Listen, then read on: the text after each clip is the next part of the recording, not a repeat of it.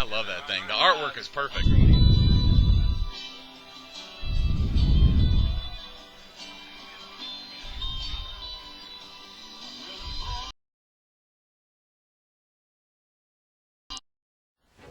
This game is being streamed by 852FX on aha.com because of the Verizon 4G LTE hotspot. Thanks to the Verizon wireless connection, 852FX has streaming services where a landline will not reach. Now, 852FX offers streaming broadcasts as well as edited team videos and player profiles.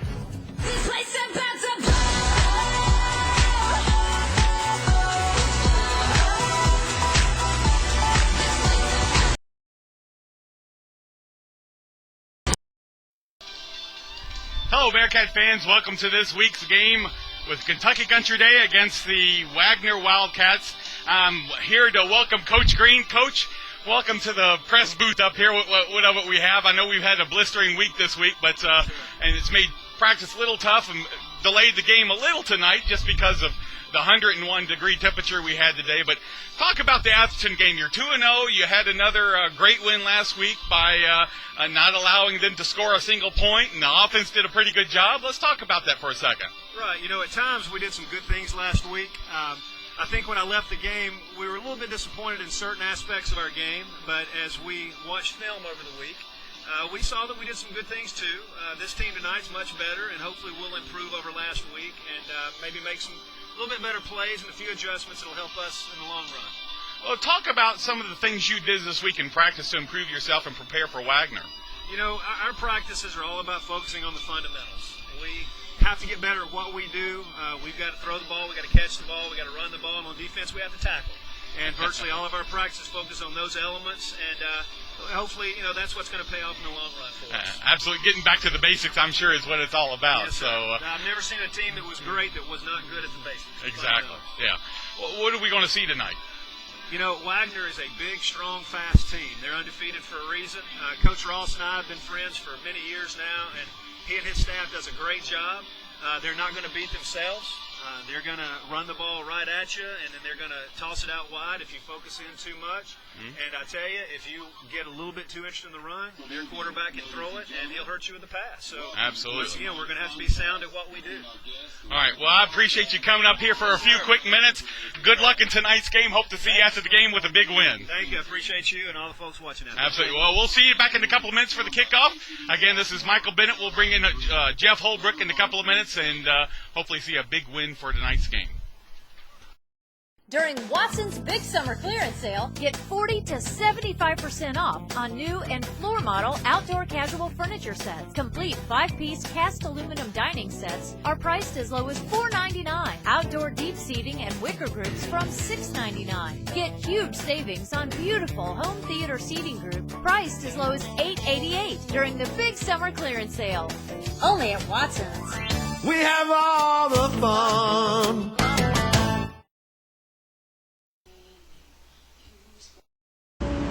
We just won state.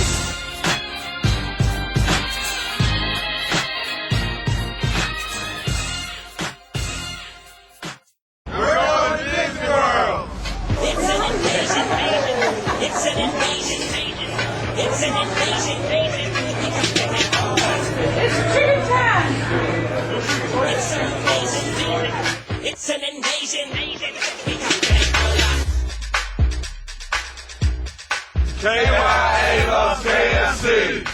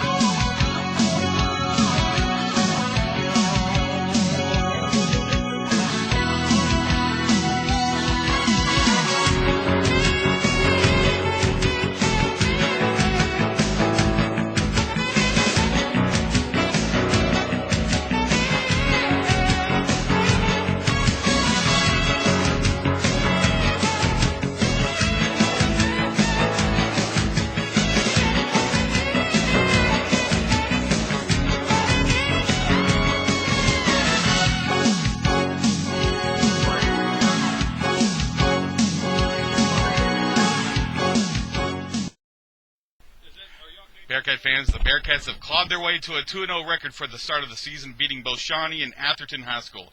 But the task of keeping the record perfect tonight gets tougher. Tonight, the Bearcats face the Wildcats of Waggener High School, which is guaranteed to be faster, stronger, and more athletic than what we have faced so far this year. On offense, Waggener runs the wing T, similar to what we saw last week against Atherton, with a few big differences. The Wildcats have two very athletic quarterbacks, and speed comes from behind and out on the wings with running backs and wide receivers. On the defense, the Wildcats of Waggener have strength in their nose guard and linebackers. Waggener runs the 3-3 stack, which is a defensive scheme designed to give the defense the ability to be flexible as well as creating the opportunity to confuse the offense. This opportunity is based on ability to change defensive fronts and the ability to blitz anyone at any time. The defense is set up to slant the linemen out of every front. The slanting lineman, coupled with the 5 blitzing linebackers, causes confusion to the offensive blocking schemes.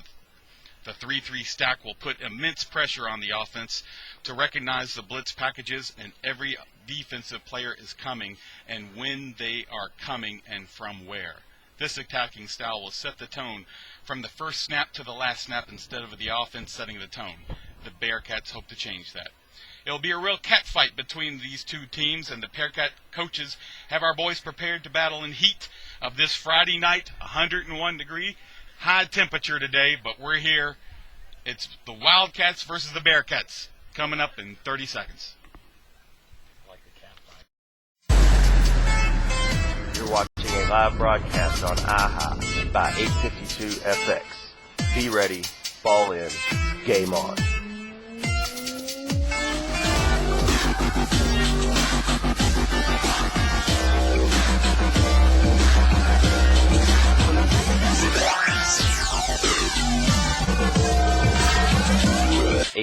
FX. Be ready, ball in, game on. Welcome back, Bearcat fans. It's our first home game, and back with me on our first home game, my good friend Jeff Holbrook, Director of Admissions here at Kentucky Country Day. Jeff, good to have you back. It's a great day for football, Michael. I missed you last week. Sorry. I missed you too, but I tell you, we had a good stand-in last week. Brian was able to do a fantastic job, so you better watch out. He might be able to replace you one day. Who's to say? Coming after my job. Well, nothing like pressure. Although I have to tell you, Jeff, he was a Hoosier graduate, so that might be a hurting on your Boilermakers. Well, I heard that when you were telling him he was a center grad. I thought I liked him, and then all of a sudden he says he's a Hoosier. I said, man, I'm turning this off. No. I have the same problem with the Hoosiers as well, but I tell you, the team I can't stand the most is that sneaking Tennessee. But let's talk about the Bearcats. Sounds great. We had a big win last week. The one thing that the coaches have made very clear to me, and I'm talking about Coach Green, Coach Jones, Coach Riscotti, that this is probably the biggest game of the year for them. It's kind of progressed. This team, Waggener, that is 1 or 2 steps above Atherton and Shawnee. Well, you can see that in warm-ups, Michael. I mean, the intensity they brought. You know, and I'm not one of those guys that think the cheerleaders or you can win in a pregame warm-up, but it was obvious that they're focused. They had a great pregame routine going. The kids knew where to go. Obviously well coached, and you know the size, the speed, that shows up quick. One of the things that when I spoke with Coach Green this week, that he was disappointed right after the game with Atherton, and when he got back in to think about a little more, contemplate, and then look at game film, he wasn't near as disappointed as he thought he was. You know, obviously, it's you look at the offense, and the thing that sticks out the most is our big 6'4" Robert Schultz, and unfortunately you see plays that don't go correctly, and the quarterback always is blamed first, and it wasn't necessarily all his fault. Sure. You know, back to Coach Green's thoughts, as a coach, your first reactions are, what could we have done better? When your offense sputters, your assumption is you played poorly.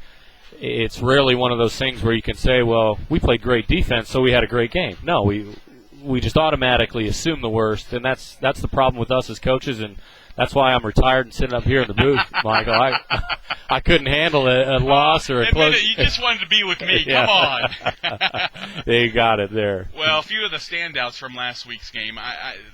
One thing I certainly mentioned to Coach Jones was Nick Gorman played just a fantastic job. I know you weren't there for the ball game, but he was terrific. And again, you can't go back and throw it all on Robert Schultz. It's some of the receivers ran the incorrect routes. He didn't have the greatest of blocking for the pass rush, against the pass rush. So that made it a little tough, but he was very pleased with the blocking on the rushing. Isaiah Brents was able to rush 6 times for 59 yards in a touchdown. We're going to skip over the passing, but although Jordan Duff did have a 60-yard reception with, I should say 60 yards out of 3 receptions and 1 TD. And we had a few interceptions last week. Keith Miller, who you mentioned the first game against Shawnee, never played football until this year. That's right. He's a basketball player, and he came to the school last year very excited about football, very excited about basketball, and he came out and had a nice year for us, but we could tell that he had more talent than just the basketball court, and very attractive to come out here and give football a shot, and I think he's found a natural position. As you can tell, how many other guys can come out here as a senior, first time ever play, about a 40-yard touchdown receiving the first week and an interception return for a touchdown the second week. I think we've got some talent there, Michael. Absolutely. No telling what he would have been able to do if he was playing his whole career. That's right. Day. So let's talk about some of the Waggener players. Offense really stands out. This is a big athletic team. Will Wilson, who's a 5'11", 190-pound junior as well. So I didn't see who won the toss. You know, I was looking at you as well, Michael. I got a pretty face. That's right. That happens to me. I get distracted easily.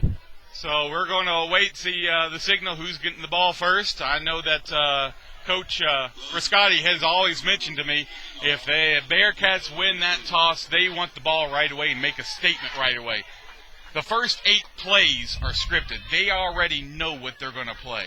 That's very common in an offense like this. He wants to throw some different looks at the defense, get an idea of how they will line up against those looks, then create some mismatches based on what they saw. So I anticipate a few different formations in those first 8 plays. Well, we're waiting the Bearcats to come out the tunnel at the far end. You'll see a couple other kids out there dressed in their jerseys. They've got the 5th and 6th grade team, the 7th and 8th grade football team out there, and hopefully if get it on camera, you'll see a little number 2 who I'm related to. That's my youngest, Mason Bennett. This is a great tradition we've started, running the team out of our group right here. They're getting pumped inside. Got a nice group. We'll have a smaller crowd tonight with the Labor Day holiday upon us. But those hardcore fans are sticking around, that's for sure. Absolutely. Well, I just heard the announcer say it's 92 degrees right now. Folks, it's a beautiful day in Louisville, Kentucky, but, boy, it was a blistering 101 a little earlier this afternoon. It's Florida weather, Michael. Let's see some Florida football tonight. I don't have a problem with that. I know Mike Riscotti down in Gainesville, Florida would be very happy with seeing some type of Florida football. Hopefully we'll get him up here for one of the games and get him in the booth and talk to us for a few minutes. Sounds great. About his son.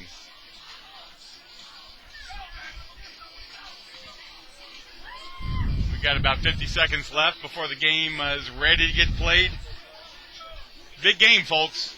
I hope you're able to watch us and stay with us the whole game. This is a good Waggener football team.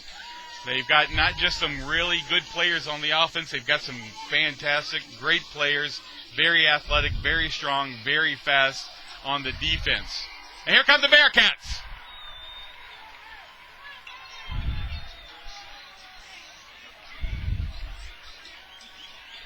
Well, one thing you got to be careful of, and that's hydration. Can't say it enough, Jeff, but you know they got to be hot out there in those uniforms. Get that pickle juice ready. I'm waiting for you to bring it to us. I might drink some of that pickle juice right now. Yeah, I'm with you. Yeah, we're a little far away from the concession stand tonight, Michael. That could hurt us. This is a good time to remind fans that emails, we'd love to hear some shout-outs or give some shout-outs, that is. My email address, jeff.holbrook@kcd.org. That's jeff.holb as in Bearcat, ROOK, at KCD, Kentucky Country Day, kcd.org. The Bearcats will be receiving. In the kick for Waggener is number 12, Timmy Mattingly. He's a 6-foot senior at Waggener. Back to receive for the Bearcats is number 84. That's Jacob Corey. You got Jordan Duff and Keith Miller lined up deep as well. Traditional 5-3-3 look on the kickoff return. Timmy Mattingly will be kicking off for Waggener.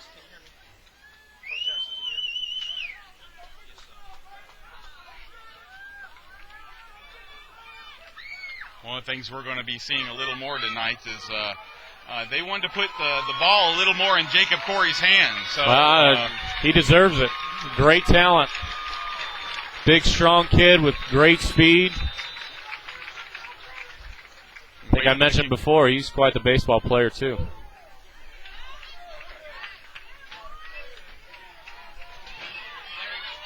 Oh, he's out to the 25. He's all tripped up. Still right there at the 25-yard. That run was by number 32. That was Keith Miller. Keith Miller, yep. They had a decent little wedge set up there, and I'm sure Coach Green will talk to him about getting outside of his wedge. He stays up the middle. He's got a little more running room. Once again, your first-year player trying to run a return, your natural instincts are to run away from people as opposed to follow your same jersey. Well, starting for us tonight, obviously, we've got number 23, Jordan Duff. Number 32, Keith Miller. Number 33, Tommy Safari. Oh, big run right there. About a 5-yard gain. That's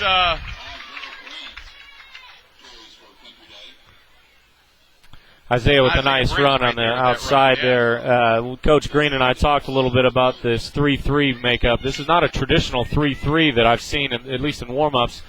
They run a sort of a 3-3 hybrid in which they drop their ends out of there, create a cover 2 shell, which means 4 deep defensive backs, and then a man just sort of playing around in the middle.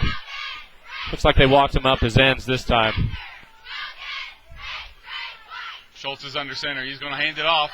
He's got it at the 30-yard Big hole line. right 45, off the edge. 40. He's out to the 45-yard line. It's going to be tackled right there about the 42-yard line. That's Isaiah Brentz again. That was a great run right there. It's going back to talking about those front linemen that are doing a great job of blocking for him. It's a first down, Bearcats. Well, we talked about that spot being the area they want to attack. But if you don't block like that, you can't attack it. That was outstanding work by the Bearcat offensive line, as well as I couldn't tell if that was Jacob Corey that came through there with a great block. Absolutely. This first down is brought to you by Verizon 4G LTE mobile internet. As I mentioned, 3 different formations on 3 plays. Well, we got Schultz back in the shotgun. They're bringing some pressure. Watch out. He's wide open. He's got it. He's out to the 50. Tackled right there at the 50-yard line. That was Tommy Stafari, wasn't it? Jordan Duff, actually. I'm sorry, Michael. Jordan Duff. It's all right. You don't see these kids every day in the hallway, Michael. I live with these guys. I thought I saw 33 out there, and you're right. It was 23. So the ball is going to be marked on the 50-yard line on the side of the Wildcats. So we're moving the ball well. It's about a 4-yard gain right there. So it's going to be second down 6 with 10 minutes left in the first quarter. Jordan Duff running out to the opposite side. Mismatch on the right side. Nice Robert right saw there. it. He's open. He's at the 30, 20, 25, 10, Jacob. 5. Yes, Touchdown, sir. Bearcats. What a great pass. Right in there with a little congestion there, but he was able to get it in there, and beautiful job. You called it early, Michael. You said 84 Jacob Corey was going to get a few more looks. That's a good look. That's a real good look. I tell you, the defense of Waggener did not adjust to that motion. We were just overmatching him there on the right side, and Robert made a very nice read. Hit Jacob in stride. Touchdown, Bearcats. Absolutely. This touchdown is brought to you by 852FX Sports Video and Live Streaming and iHigh.com. And there's number 25, David Holtgrave, in for the point-after attempt. Waiting to see if it's going to be good. Oh, he puts it up there. He boots it. It's good. Bearcats, we take a quick lead. We get the ball first, and we score first. 9:59. Bearcats are winning 7. Waggener Wildcats 0. We're going to take a break. And after this, we'll be back with the kickoff. Wagner 0.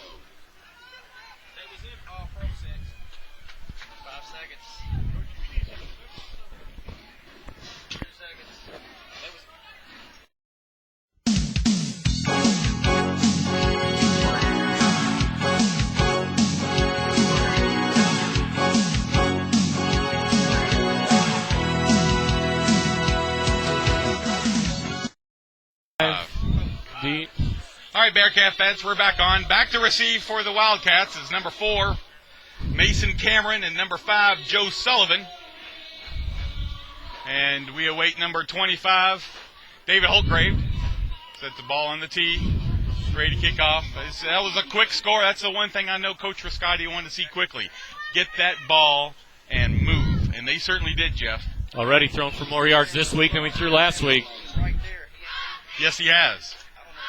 A little more accurate, and hopefully he's in the zone tonight. Yeah, that's right. Settle down. Joey Ballback, great hit. Oh, he just missed him. Nick Gorman's in there, and Isaiah Brent as well. Isaiah Brent. It sounds like we're already saying that name quite a bit tonight. Yeah, freshman Jack Pike got a lick in there as well. Joey Ballback made a tremendous move on his way down the field. Typically you're taught to get out of the way of the first defender or the first blocker and then take on the second one. He slipped through that wall and just drilled the back. Great coverage there. Well, this is going to be our first look at the Waggener Wildcats. They got number 1, Camden Newton. Not Morgan Newton, but Camden Newton. Or Cam Newton, your Carolina Panthers starter. Yeah, look at the offset line here. They've got extra linemen up on our video's right side. Watch for some pulling guards. Yeah, they're pulling guards. They're heading up top. Oh, great tackle right there. Ben Rice. Outstanding. Great job. That was Emilio Zayas that turned him back in, and Ben Rice just there to clean things up.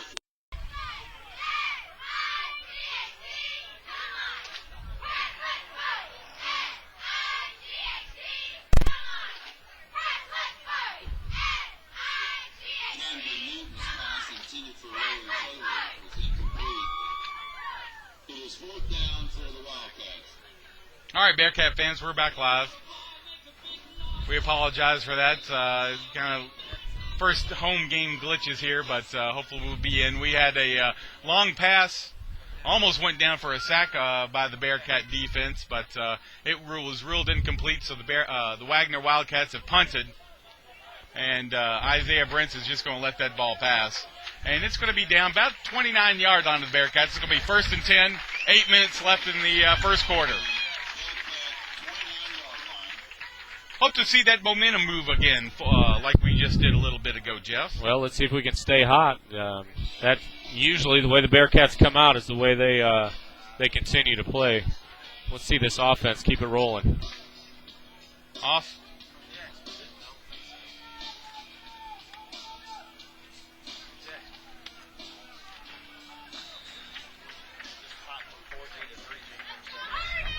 Robert Schultz ready to take it under center. Got 2 low men in the backfield. It's going to be handed off. Oh, there's a helmet down. It's right there. He might have gotten a gain of a yard. So it's going to be 2nd down, 9 yards to go for the Bearcats. 7:55 left in the first quarter. Had our first couple messages tonight, Michael. Already? Nick Gorman's Mimi and family in Louisiana watching Bearcat football. They thank us for the broadcast, and we thank them for watching. I got an email from one of his aunts this week, either Cheryl or Denise, and I apologize, I don't remember which. They go to Mimi's house excuse me, and the whole family watches the game from her house. That's fun. They're in Metairie, Louisiana. I look forward to coming down there a couple of weeks, hopefully see the Wildcats win. Great catch! There's Jacob Corey again. Jacob Corey gets it out to the 45-yard line of the Wildcats. It's going to be a first down. Robert seems to be having his game face on, as well as the receivers, Jeff. Well, and this has been well-diagrammed plays. Coach Rascotti must be right in the defensive coordinator's head to figure things out here. That's just a beautiful rollout, secondary level. Jacob Corey, 15-ish yards. Robert takes the shotgun position. He's got Nick Gorman lone back with him. 3 receivers closest to us. Khalil Wilson's going to the opposite side in motion. Here's snap. I'll hand it off to Nick Gorman. Come on, Nick, run out there. Great job. He gets it out to the 38-yard line. Good run right there. Run of about 5 yards. Number 56 of Waggener blew a tire out there. We've lost helmets. We've lost shoes. What's next? They've come out to play. I am thoroughly impressed. I know this is the toughest task they've had this far this year, but they haven't come out this quickly against Shawnee or against Atherton. So I'm glad to see it tonight and hopefully we can just push forward. Well, one of our listeners out there is hoping the Bearcats bring out the wishbone is what they're looking for. I don't know. Isaiah Brents is the lone setback. 2 out to the side closest to us. Oh, great block, Isaiah. Oh, my. Pass is going to be ruled incomplete. It was intended for Jacob Corey. I'll tell you what, Isaiah Brents lit up the blitzing outside backer. I missed it. That was a textbook block by a tailback. Beautiful, beautiful block. Well, I'm supposed to give another shout-out as well to Katie Holtgrave's parents. They're listening to us from Connecticut. Their names are David and Julie Long, and I'm also, she wanted to play both sides, so good politician that Katie is. She also wanted to have a shout-out to Bob's parents, Jim and Charlene Holtgrave, who are listening to us right here in Louisville. So they know kind of the heat we're suffering up here, and hopefully Katie's parents are doing okay after that. Oh, great catch by Khalil. It gets him out to the 32-yard line. Tackle was by number 25.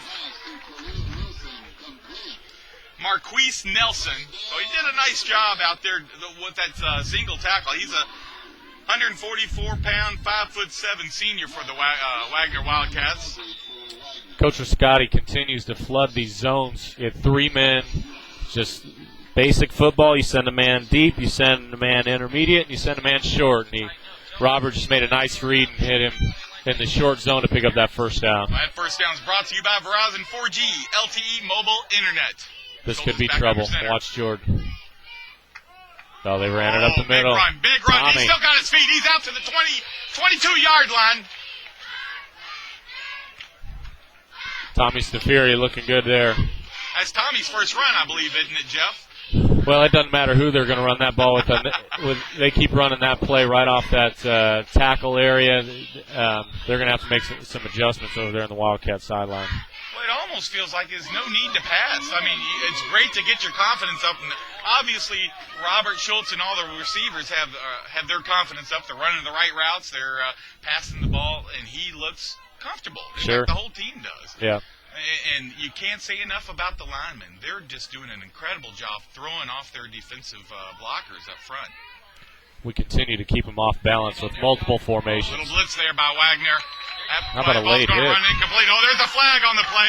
That's obviously going to be pass interference or personal foul against the Wildcats. Ball was intended for number 23, Jordan Duff.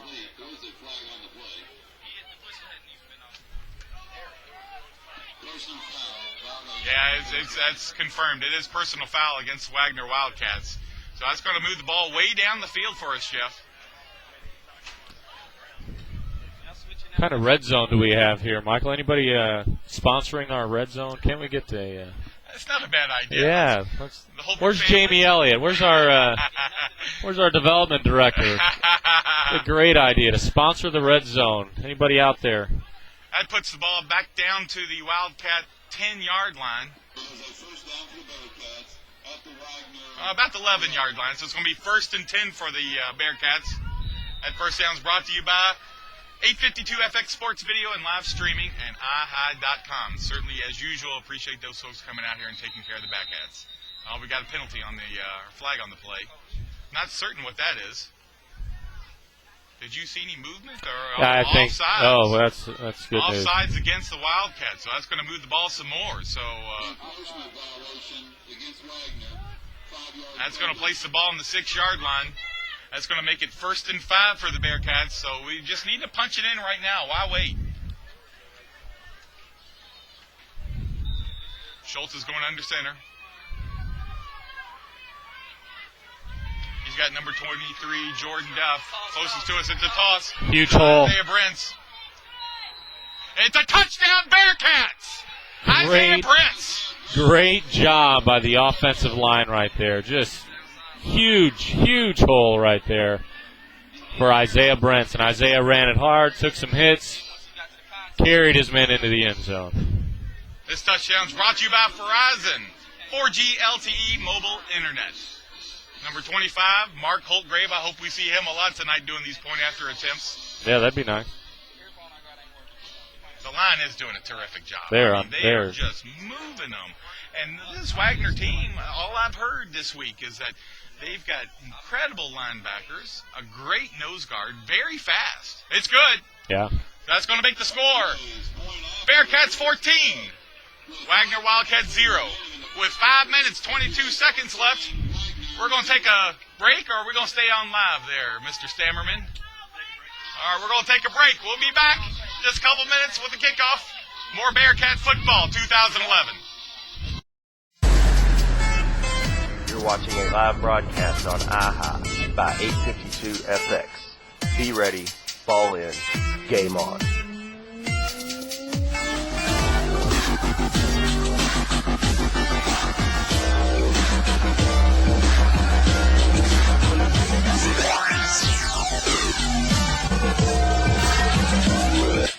FX. Be ready, ball in, game on.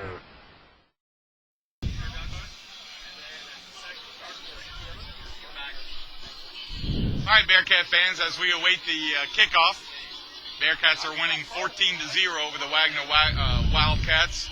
5 minutes, 22 seconds left in the first quarter. One thing that Coach Jones, since the defense is coming out right now in just a couple of minutes, this is the biggest force that they've had to come against. I mean, they really come at you with speed. They come at you again with the wing tee, which you've really got to watch where that ball's going, Jeff, and it makes it tough. Well, I've coached against a lot of wing tee teams. They pull a lot of guards. They run a lot of misdirection. And the key to stopping it is spilling everything to the outside. And that's what I'm looking forward to seeing tonight. We're going to take on those pulling guards on the inside, stop those holes up the middle, and force them to go around the edge where we've got our great, talented defensive backs ready to make some tackles. Well, that was one thing that Coach Jones definitely mentioned. He would really like to see them go in the spread offense because of the fact that they know how to handle that. I mean, well, and it helps when you go up 14-0. You put a team in a different type of mode. They get out of their game plan. It's nothing but good news for the Bearcats. Yeah, it is. I hope we are up with a big lead. Get just like last week. Get some of the younger players in the game early in that second half. Don't tell me about stats. Yeah. That's number 4. Oh, yes, Cameron Marcus Easton. Fluellen. Woo! One-on-one tackle on the outside, Marcus. Great hit. Great job. Oh, that's great to It's going to see. be down at the 16-yard line. It's going to be 1st and 10 for Waggener. Marcus, as a kid, doesn't get a lot of time in your, in your typical offensive and defensive sets, but he made the most of his special team work right there. Great hustle down the field. Great opportunity one-on-one and came through for the Bearcats. Another great kid right there. Great family. The Fluellens mean a lot to the Bearcats here. I love his little brother Marvin as well. He's funny. I see nothing but smiles on their faces every week. Kristen's the sweetest one of the group, though. Oh, nice run right there by the Wildcats. He's going to get out to about the 28-yard line. Right Khalil there, Wilson Cam, and Jordan Khalil Duff. Wilson and Cam Sample jump in there. Thank you. Yeah, Khalil did a good job of coming in, and he took one to the head. Hopefully that's just a helmet equipment they're looking at, and not a ring and noggin. Yeah. He got a gain of about 9 yards. It's going to be second down and 1 for the Wildcats with 4:46 left in the first quarter. Nick Gorman did his job of forcing the ball inside, but he got himself in a bad body position and ended up taking himself out of the play. Number 1, Camden Newton. There's We got a fumble right there. I can't tell who has it. I saw Michael Stocker get in there. I don't know if he caused the fumble or not, but he did a nice job of coming down the line of scrimmage they there. retained the football, so it's going to be first down Wildcats. Ball is placed on the 29-yard line of the Wildcats. First and 10. Well, they've only had kind of one good play so far, and that's that run. So you got to watch out for that Camden Newton, Jeff. I agree. Yeah, I think Khalil just had some sort of equipment malfunction because he looks like he's just fine. So his shotgun is Camden Newton. He's waiting a snap. Could be Joey Ballback coming off the edge there. Little screen, Tommy Stafiri. Oh, come on, guys. And the fumble! Your fumble, he gets it back, unfortunately. Cam Sample overran that one, unfortunately. It freed up some room in the inside. Number 32, Keith Miller, gets in there trying to get that ball, but unfortunately the Wildcats were able to keep the ball. It's going to be placed on the 41-yard line, first and 10 Wildcats. I think Cam got nervous by the speed. He's got to continue to do his fundamentals. The coach taught him all week. You attack from the inside out. Unfortunately, there he went outside in. Gave up about 10 extra yards. Unbalanced line to this side. Watch for that buck sweep. Here he comes. Camden Newton's passing off. Nice tackle right there. Oh, you got Khalil Wilson in there. Nick Gorman's in there on the tackle. Ben Rice with the first hit. Yeah, Jordan Duff was in there, so good run right there, Jeff. Those of you watching at home, if you want to take a look at something, figure out where that play is going, they get in that formation, watch the offensive guards. Those are the guys right next to the center. You'll see them pull back, and I guarantee you where he pulls, that's where the ball's going. That play's good for a 7-yard gain. It's going to be second and 3 for the Wildcats. Ball's placed on the 48-yard line of the Wildcats. One thing that Coach Jones kept saying, we want to see turnovers. We want to see turnovers. And now we're seeing their spread offense, so hopefully Coach Here Jones... comes Joey Ballback. Snap right there. Joey's chasing him and gets him right there.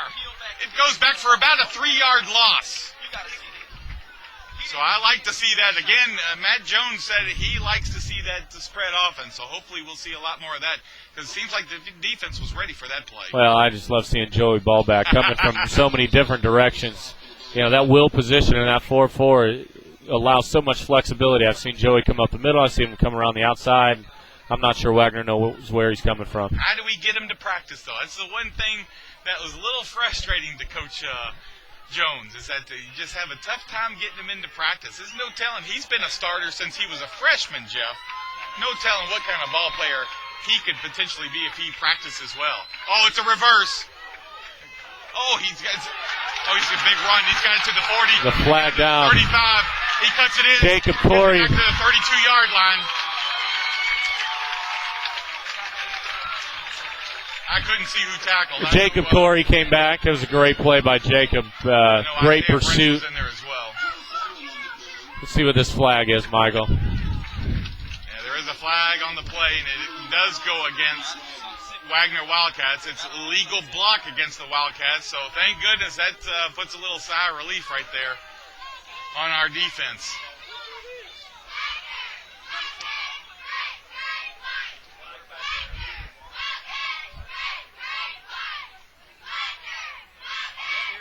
So they're bringing the ball back to the 46-yard line, and of course they're going to mark off the penalty there.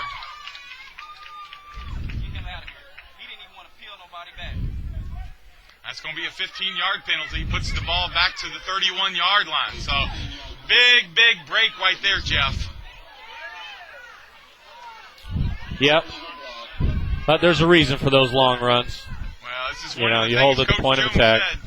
He wants to see him third and long. None of this third and short, second and short, allowing them to have big plays on their first and second down. So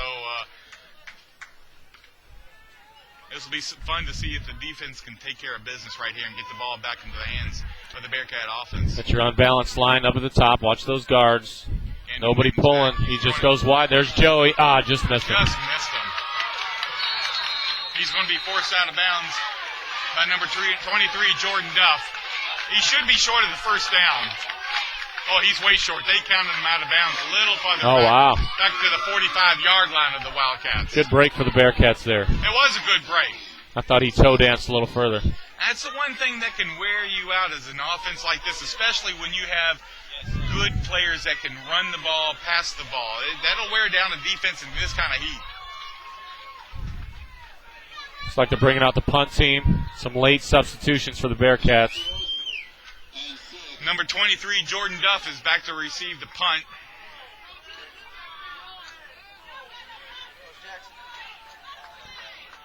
And the kick for the Wildcats is Timmy Mattingly. Waiting the snap. Good snap. Oh, runs it out to the side. Kind of a rugby-style kick. Jordan's going to pick it up. He's got a big run. He's going to the outside. Oh, what a block. He's out to the 35, 40. Oh, no, out to the 35-yard line. He's going to be tackled by the Wildcats. It's going to be placed on the 36-yard line. It's going to be a first down Bearcats. This first down is brought to you by Verizon 4G LTE mobile internet. Josh Spurrier was number 89 with that block. It was a beautiful block. It was. He was playing with danger. I was a little worried he was going to get him in the back, but he kept it safe. Yeah, he did. But he had his shoulder pads squared so that he could put some hurt on that Wildcat defender. Schultz is going to go under center. 88, Khalil Wilson's closest to me. This is that hybrid defense they were running. Should be able to run all over it. Oh, look, there's that hole I told you about. Oh, yes. Oh, he's out to the 50. He's running, just tackled right there by the Wildcats. Tackled by number 22, Austin Duff. Nice tackle. The ball's going to be marked on the 49-yard line of the Wildcats. I wonder if first and 10. I wonder if that's an audible from Robert when he sees that defense just run right off the crease. Absolutely.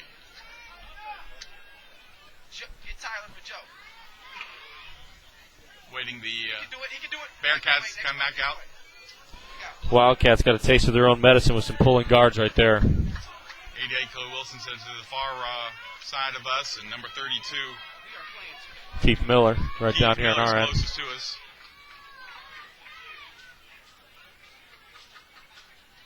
It's going to be a pass. Step drop. He's got a little Good pressure block. on him, but he's running out to the side. He's going to have to get rid of it. No, he's going to take it down.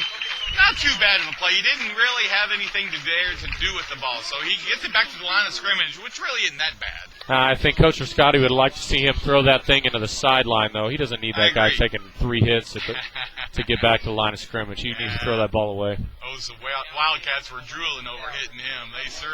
Anytime a defender is able to put a hurting on the quarterback, they love to do that. Oh, yeah. So, just got a few seconds left in the first quarter. The Bearcats are winning 14-0 of the Waggener Wildcats. I think that's going to be the final play. So with that, we're going to take a break. This is being brought to you by 852FX, live streaming, and iHigh.com. We'll be back, folks, 14-0, Bearcats. During Watson's Big Summer Clearance Sale, get 40 to 75% off on new and floor model outdoor casual furniture sets. Complete 5-piece cast aluminum dining sets are priced as low as $4.99. Outdoor deep seating and wicker groups from $6.99. Get huge savings on beautiful home theater seating group priced as low as $8.88 during the Big Summer Clearance Sale. Only at Watson's. We have all the fun.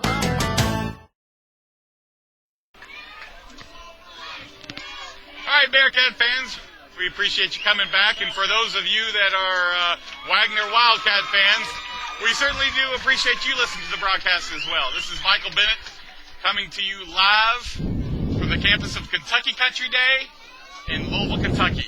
Alongside me, Jeff Holbrook. Great to have you back, Jeff. Beautiful night. It's good to be back. A little home football. Watch our players, our middle school players, playing some sandlot ball up on the hill. smaller crowd tonight, but with the Labor Day holiday, I know half the campus is out in St. Louis between our field hockey team and a former family's bar mitzvah out there. I'm heading out at 5 in the morning tomorrow to. Are you really? Yeah, yeah, absolutely. Well, you know, I missed last week. I couldn't miss 2 in a row.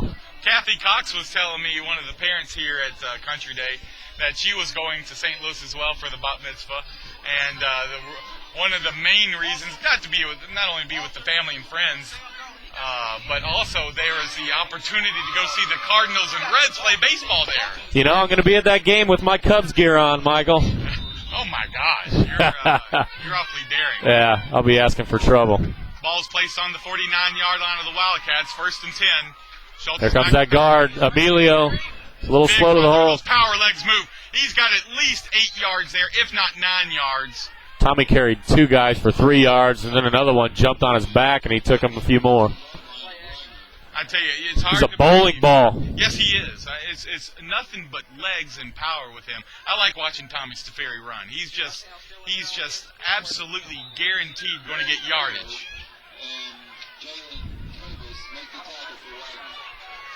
It's going to be 3rd down 3 for the Bearcats. Ball's placed on the 42-yard line. A little confusion in the huddle. Coach Rascotti's going to call a timeout.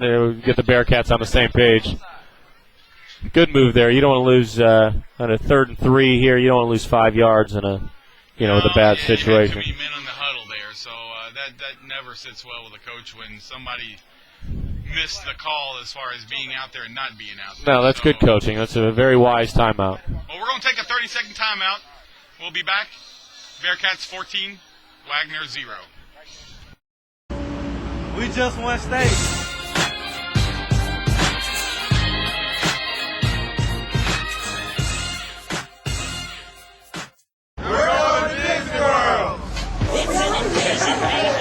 It's an invasion, It's an invasion, It's tea time. It's an invasion, KYA loves KFC.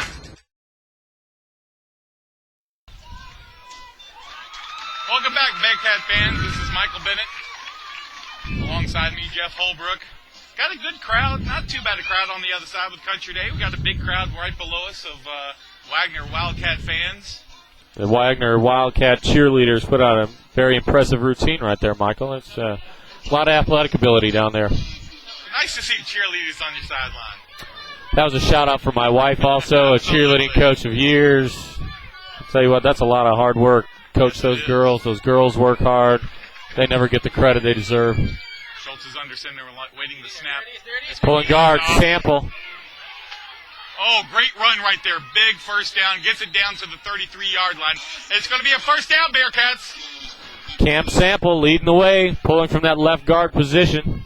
That first down is brought to you by Verizon 4G LTE mobile internet.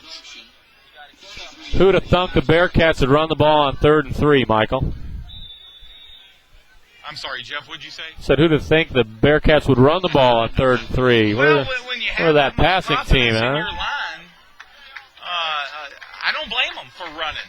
No, Justin's doing a great job of keeping them off balance. You know, tendencies would say exactly. KCD's throwing the ball, so we found something. Let's run the ball off the crease. Double tight formation again. Schultz is going to line up under the center. The crease is there. He's going to be back to pass. He's got a little pressure there. Moves up into the pocket. He's going to get it off. It's complete. Jordan Duff with a catch. A couple yards and a quick hitch. Jordan Duff. It's going to be marked around the 29-yard line. What is that, about a 5-yard gain right there? You're being a little generous, but gain. yeah. Not too bad. Going to make it 2nd and 6. Anytime you get pressure like that, Jeff, it's good to see him get comfortable, push up into the pocket, and able to still complete a pass. It was nice to see him move up in there. 2 wideouts. Another double tight formation. Number 4, Isaiah Brents is a lone setback. He's back to pass again. He doesn't have much pressure there. Keith Miller! Oh, just off the tips. Good read. For number 32, Keith Miller. Good read. It was a good read. He looked comfortable in the pocket, and good he just protection. couldn't pull it in. Got Ben Rice and Collier Clay and Emilio Zayas. Matt Kircher doing a great job. The unsung heroes of that line. Working hard for the Bearcats. Yes, they are. I tell you, it's hard to be in the middle of that line right now with this kind of heat going on. You got 3 wideouts to the far side. Isaiah Brents is in the backfield along with Schultz. He's back to pass. It's complete to Khalil Wilson. He's out to the 28-yard line. It's going to be a first down Bearcats. Robert threw that one with a man right in his face. It's nice once again to see him step up with somebody ready to knock him in the chops. It is. And Jeff, I hate to keep beating a dead horse, but he didn't look comfortable.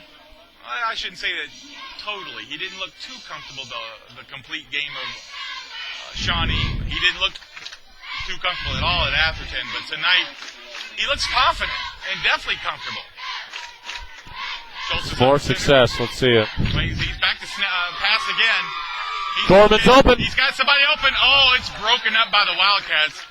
Maybe underthrown. A pass he might not have thrown. Just underthrew a little bit. I'm sure his grandparents up in Connecticut are proud of him. Again, we're off. Okay. We're off. Line.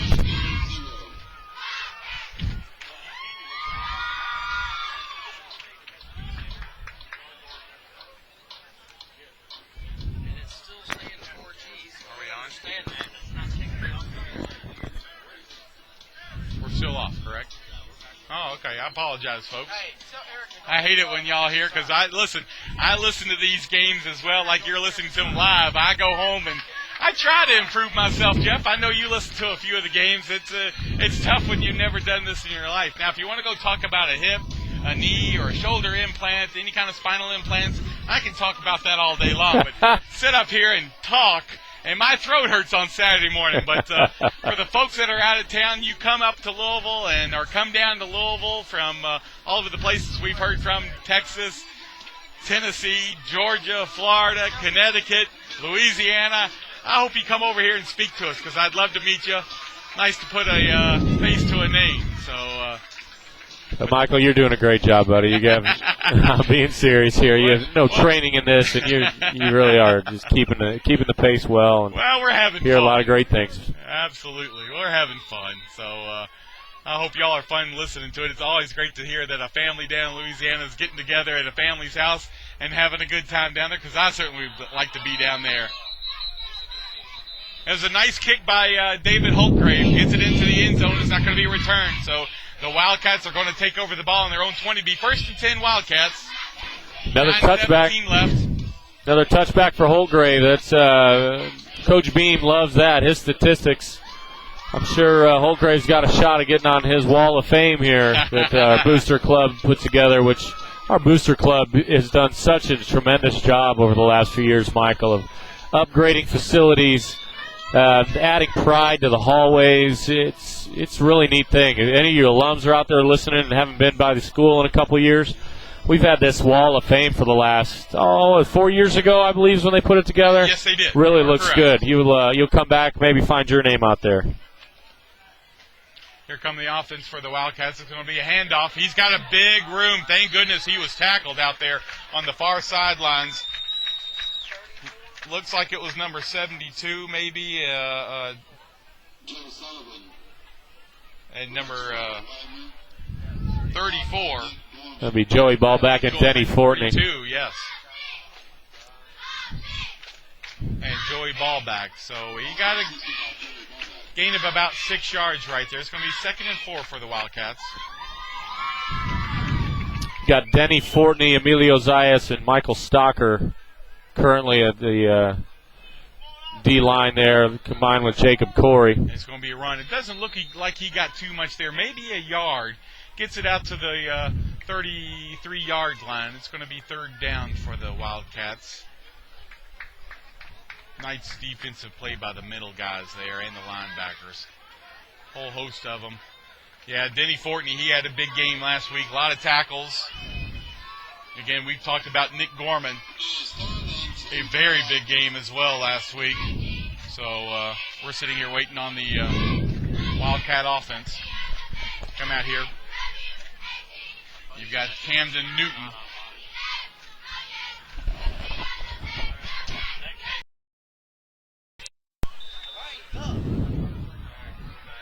All right, Bearcat fans, welcome back. This is Michael Bennett. Apologize for that delay there, technical delay, but we are back live. Hope you're with us. Missed a few scores, unfortunately. The Bearcats were able to take the ball and score on a pass, making it 28 points for the Bearcats, but also, unfortunately, the Waggener Wildcats have scored twice as well. One on a 47-yard run, and also another one after a kickoff. So you got Isaiah Bridge right there. Great stiff arm. 45-yard line. Isaiah's running very well tonight. It was a great stiff arm on that smaller corner, kept him away, picked up an extra 8 yards after that initial hit. Again, we do apologize for this technical delay here, but they missed some wild and woolly football, Michael. It got crazy out there. Unfortunately, I had to hear Jeff Holbrick here sing to me, and I didn't really care much for that part. But I'm sorry y'all didn't get to hear that. But maybe someday. I'll sing you a song. We win a couple playoff games. There you go. We'll be doing some singing. That's right. Maybe we can get Coach Matt Evans to bring us some beverages up here, and we'll all be singing. But, Travis Abrams enters the ball game at tight end. Good to see the freshman, number 81, in.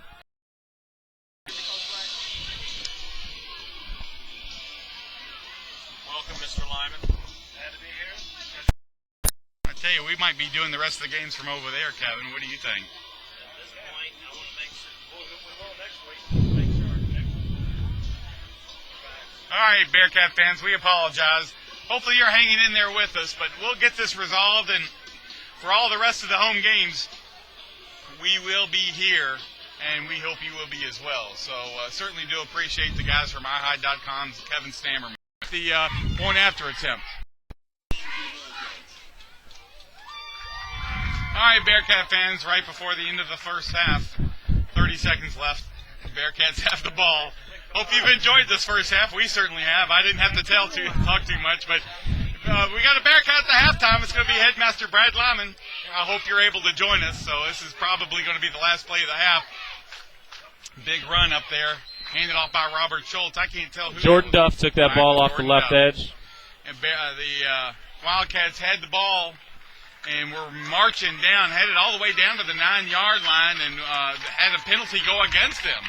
And unfortunately for the Wildcats, it didn't go well, and then their next play was 1st and 20 on the 20-yard line, and the ball was intercepted. Yeah, So, Khalil Wilson with a great play. He almost ran it back, too. Had one man to beat, or we could have widened the gap here before halftime. Absolutely. Well, it's halftime, folks. Bearcat at the half. As a reminder, we're going to have Brad Lyman in just a few minutes. We've got 15 minutes to go in this halftime, and it's the score. Bearcats 35 and Waggener 13. Let's take a 30-second break. We'll be back. Stay with us. Brad Lyman coming right up. During Watson's Big Summer Clearance Sale, get 40 to 75% off on new and floor model outdoor casual furniture sets. Complete 5-piece cast aluminum dining sets are priced as low as $4.99. Outdoor deep seating and wicker groups from $6.99. Get huge savings on beautiful home theater seating groups priced as low as $8.88 during the Big Summer Clearance Sale. Only at Watson's. We have all the fun.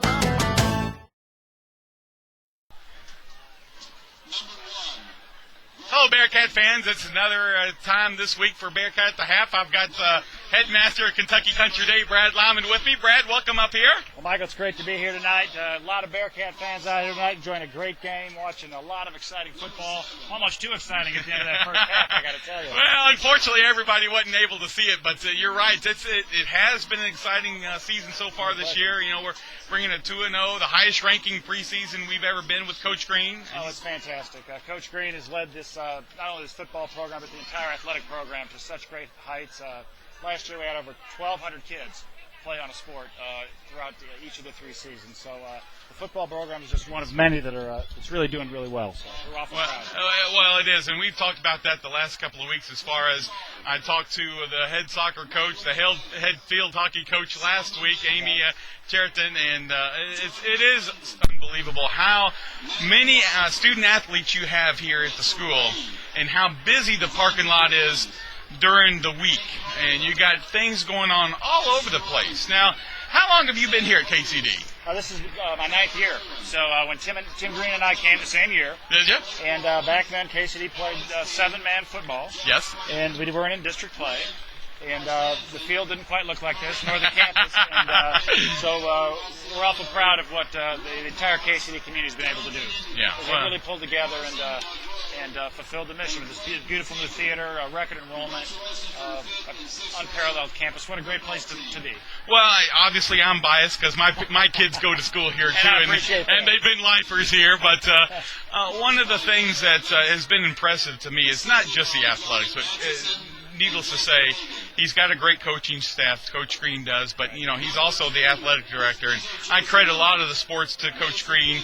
But also, with you being here, I credit a lot of things that's going on in a positive way to Country Day to yourself as well. So, yeah, I appreciate that. The old adage is hire smart people than get out of their way and let them do their job. And it's pretty unusual for a single A school to have an athletic director with an earned PhD. So we're in he's a lot smarter than I am. So I'm in charge of athletics, and I get out of the way. That doesn't say too much, I would have to say right now. So. Now, tell me where you're originally from. Well, way back when, I grew up in Gary, Indiana, which is, if you've ever been to Gary, it's kind of like the garden spot. Yeah. Kind of like Flint, Michigan, without the charm.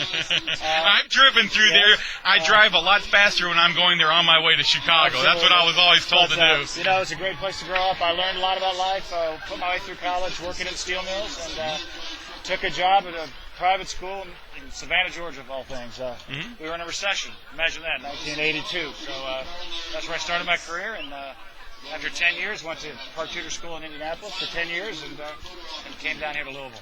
Well, a lot of things have changed here on campus since you've been here. Talk about some of the changes. You mentioned one of them a minute ago, and that's with the brand new art center that we've built. And of course, there's a lot of things going on there, but mention some of the things that are going on since you've been here in your 9-year tenure. Well, the Arts Center really is a culmination of a dream. I pulled a strategic plan from the mid-'70s when the campus was really being put together, and they were going to raise money to build a theater. And as you know, up until about, last year, our theater was in a cafeteria. So it took a community effort. It's obviously a beautiful space, and our goal is to make the space not only for KCD, but for the entire community. So if you visit our website, you'll see all kinds of community events where you can participate, often free of charge. Sometimes there is a charge if there's a concert, something like that. But that's just one of many things that's happened. We're very proud of our honors program in terms of our academics. Kids are able to do a 2-year in-depth research program, and that's really what colleges are looking for. They're looking for kids that have done authentic research, hands-on learning, and that gives kids a real step up when it comes time to choosing that all-important college. And as the parents wince when they see what the tuition might be at college, it makes me feel a little bit better anyway when I see what a college tuition might be. Absolutely. So that's just one of many things that's happened over the years. We've certainly grown. I remember my first day, we were at about 730 students, and we wondered what would we ever do if we ever got to 800, and we'd be maxed out. And of course, when you're the headmaster, there might always be a room for a couple more. And we were able to open the year at 949, and we really are full. There may be a couple spots here and there, but that's a testament to the teachers. You can look at all these facilities and all of that, but it really boils down to having great teachers. And there are great teachers at KCD, and I will tell you this, there are great teachers at Waggener just as well. Absolutely. There are great teachers throughout this city, so I'm a big fan of teachers wherever they work. I've got a big sister that's a teacher. She teaches here in town, teaches hearing impaired children, so and she does a great job and really committed to that. So, and I know you got a special teacher here that teaches Spanish in the middle school. My boss, my wife's a Spanish teacher. She's been in the business for, well, I won't say how many years, because then she may say I tried to kind of give her age away. Kind of thing. But put it this way, she's not a rookie. That's all right. She's got a sense of humor, though. Another nice thing is my 3 kids. Yes.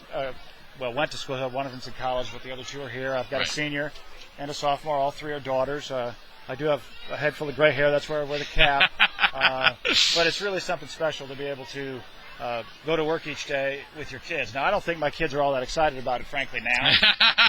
But when they were little, to be able to get a hug every day and to see your kids, most people at most jobs don't get to do that. So, and that's that feeling we want to permeate throughout the whole school. We want to be a family school.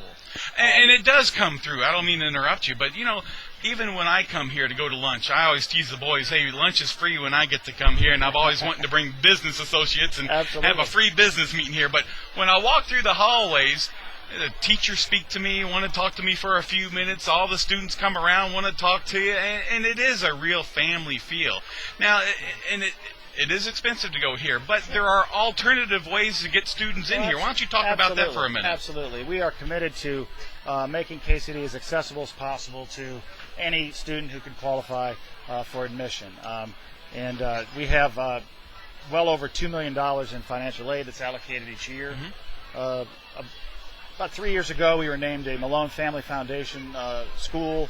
We earned a grant of $2 million. Which is set aside solely for the purpose of granting scholarships to gifted students who have need. So we serve students here who have 110% need, which means because of the Malone Foundation, we're able to pay for books and other things so they can make this happen.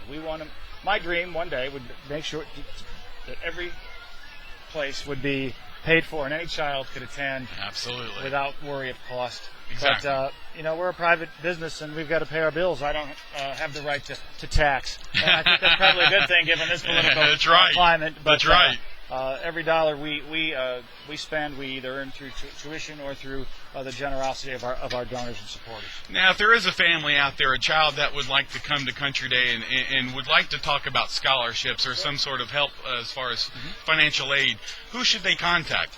Well, they should call Jeff Holbrook. All right. The voice of the Bearcats. No, I'm the voice of the Bearcats. Oh, sorry. He's the color. He's the color guy. Sorry, I'm new to this. It was a hard time climbing up the tower.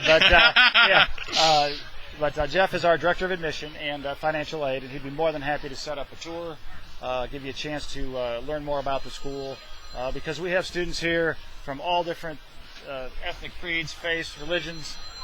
We have kids of very average ability. My kids, for example, are here, as I said, to kids who, of course, are National Merit Scholars and competing for the highest scholarships in the country. So one of the things that we are most proud of is that our kids get a chance to participate. Yes. They have an opportunity. A child who may not in a larger school, they might, but they may not have an opportunity to play on the football team. Right. Or to be a soccer player and be able to also play kicker on the football team. Right. Or to be the lead in the musical and also be the fullback on the football team. Absolutely. It's cool to be smart at Yes. KCD, and that's an ethos that we want to be very careful to cultivate. Absolutely. Well, let's go back and talk about the Arts Center. You do have a few performances coming up. I know you've got one coming up that's my favorite. I certainly do like one of the guys coming up, Todd Snyder. Well, he sings one of my favorite songs, B-E-E-R-U-N, Beer Run.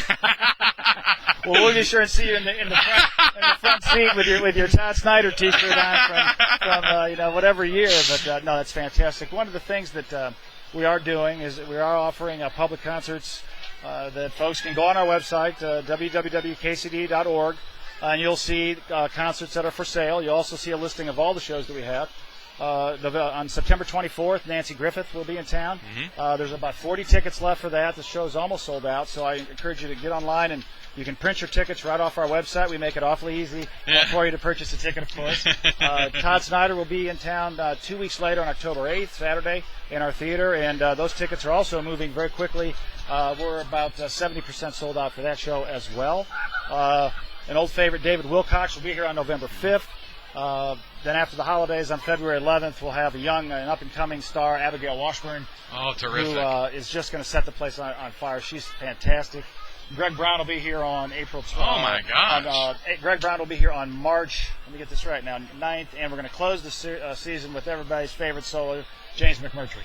Oh, my gosh. So we've got a nice lineup of concerts this year. And in addition, I'm also proud to announce that KCD is the new home for the Healthy Foods Local Farms Conference. And that is something completely different, but it we're going to not only be able to show our campus to lots of folks, but also send a message that we are fully behind healthy eating and healthy habits for children. You come to the KCD lunchroom and you won't find a deep fryer. My colleagues don't believe this, but there's nothing that's fried on this campus whatsoever. But we live in the South. That's right. So, you can get that on your own time. But, the mayor will be here. We believe the mayor might be here as well. Great. So this is a major kind of regional event. Congratulations. Again, made possible through our donors, their generosity to be able to have these kind of public-private cooperative events. So we're just thrilled, and it's just the beginning of what I hope is a long tenure for this kind of thing. Absolutely. Congratulations on that. I mean, you. that's really something to speak loudly about, and I'm glad that you're doing that for our Bearcat at the half. Now, one thing that's near and dear to my heart is the athletics here. Yes. Especially this football team right here. Mr. Lyman, what do we need to do to start funding to put a brand new stadium at this football field? Well, I'll tell you, first of all, we're going to have to finish the self-study, which we're in right now, let people pay their pledges off that are still paying on the theater. We want to be careful about this and thoughtfully plan for what we need for a school now of 950 students. Exactly. So it's a really important time for KCD in terms of visioning the future. And we're going to ask for lots of involvement from parents and alumni and students asking, where should we go next? What's the next big project for KCD? The theater vision has been established. Our enrollment goal has been reached. Yes. So really, what is next? And it's exciting. It's an exciting time to be here. Well, and you're right. The academics are here. Athletics is very much growing. It is becoming more and more successful every day. This is the premier school in the state of Kentucky, not just the Louisville metropolitan area, but in the state of Kentucky. And I feel like we can get this if we believe in it, which I know we do. We've got a successful team out here right now, and we have the foresight. We can achieve this, and I'd like to see it achieved before my son graduates. No pressure here, Brad. Come on. Let's get it done tonight. Well, you're absolutely right. It's all about really buying into the vision and the trust that what we say we will do, we will do. If you ever met with me, and I'm sure you did because everybody did. This poor gentleman probably met with me. I was asking money from everybody for the theater, but what we build is exactly what we promised we would build and what we would do for the community. So I want to make sure that when we vision, and Tim Green and I have spent all kinds of times dreaming about what we need, and I've got drawings in the whole 9 yards. Yes. But we want to make sure that there's buy-in so that everybody will support it, not only with their good Bearcat pride, but with the good dollars which take to build such facilities. But we're going to in the very near future have an athletic facility that rivals that theater. Well, fantastic. Fantastic. Right. Great having you here at Great Bearcat at the half. Brad Lyman, hope you come back up here with us and speak to us again. Give us an update on all that's going on here on campus. Well, thank you very much, Voice of the Bearcats. All right. Well, that does it for the halftime, folks. We got less than a minute left. The players are coming out here on the field. We've got Country Day coming out in just a second, but the Bearcats are winning. That's the most important part. Bearcats lead 35, Waggener Wildcats 13. We'll be back in a minute with more Bearcat football and the second half. Stay tuned. During Watson's Big Summer Clearance Sale, get 40 to 75% off on new and floor model outdoor casual furniture sets. Complete 5-piece cast aluminum dining sets are priced as low as $4.99. Outdoor deep seating and wicker groups from $6.99. Get huge savings on beautiful home theater seating group priced as low as $8.88 during the Big Summer Clearance Sale. Only at Watson's. We have all the fun.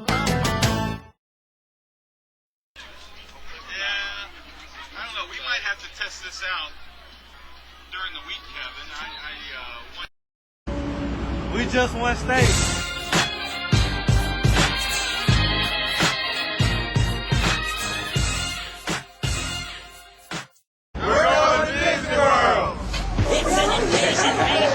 It's an invasion, baby. It's an invasion, baby. It's an invasion, baby. It's tea time. It's an invasion, baby. It's an invasion, baby. KYA loves KFC.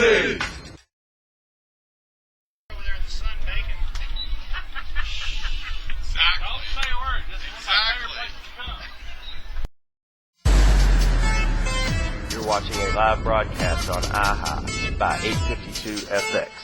Be ready, ball in, game on.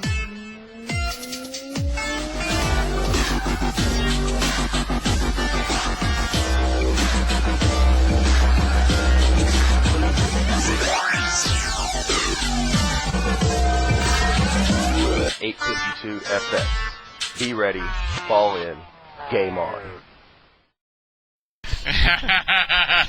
Oh, you were supposed to email me some questions. I came up with stuff on my own. You were.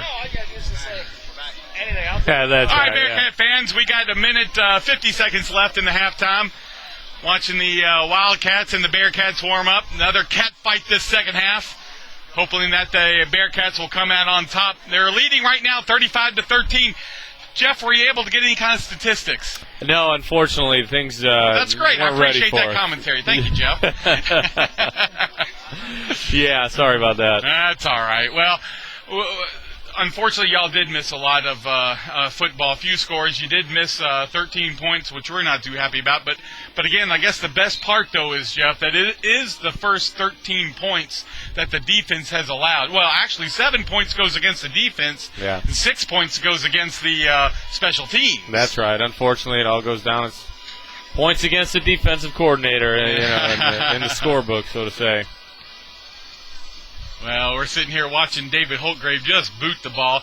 Again, he is one of the top-rated kickers in the state of Kentucky, and that's by ESPN. So it is fun to watch him. It's been fun to watch this offense tonight.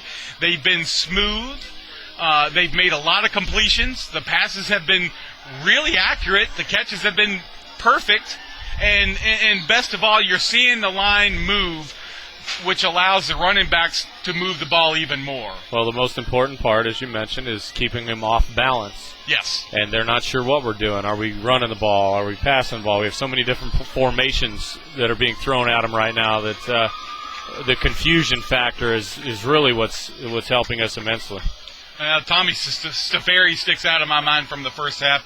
Big run that he had, sophomore here at Country Day, and Isaiah Brents with a few big runs. He just those big power legs. You look at the young man, and he's just moving. And then you've got Keith Miller, never played football in his life. He's extremely productive the first half, and for the fact throughout the first 3 games of this year, or 2.5 games. Yeah, he's been a great addition. And then don't forget Jordan Duff and that Exactly. maybe the catch of the year. Yes, catch he of the did. decade over there up the middle. Rivaled Khalil Wilson's catch in the end zone in Well, game one. the nice part about it, Jeff, we've had 2.5 games here, and the only real injuries I'm seeing right now is still, I believe it's with Jordan Duff, who has the high ankle sprain, and that happened before the season started. So it's nice to see the team pretty much 99% healthy. Yeah, I don't want to talk about it. Let's not jinx it. That's right. Yeah, didn't I jinx us in the first game talking about the snapper, Michael? Come on. Don't mess with the football gods. That's right. We had that discussion. Well, next week, folks, it'll be September the 9th. We will be playing Carroll County here at KCD. It'll be a 7:30 kickoff, so I hope you're able to join us again next week. Bearcat fans, it'll be Carroll County here on the campus of Kentucky Country Day at 7:30 kickoff. So, again, I hope those folks up in Connecticut, hope the folks down in Louisiana are able to tune in and watch us. Hopefully get another win. So, David Holtgrave in with the kickoff. Beautiful kick down around the 5-yard line. He's going to run it back. He's got some running room, but he's tackled Ben right Rice, number 70, and Nick Gorman, 42, combined. Rice with the initial hit. Great tackle by both of them. Ball's going to be placed right about just inside the 25-yard line. It'll be 1st and 10 Wildcats. Ben Rice's family is home. His little Andy's sick tonight, so I know Tim Rice is hinging on our every word, Michael. Well, this game's being brought to you by 852 FX Sports and Video and live streaming and iHigh.com. Certainly appreciate, as usual, Kevin Stammerman being here, getting here real early in this really tough heat. And not just from the heat of the day, but the heat of the technical difficulties. But everything's going great, and we'll get it resolved, and will be up and live next week at 7:30 against Carroll County as well. So it's going to be a run play by the Wildcats. He's going to be out there about the 29-yard line. Like Emilio Zayas and Tommy Stafiri combined for that tackle. Emilio went up top, and Tommy grabbed him by the ankles. Emilio, I mentioned it last week, Jeff, you weren't with us.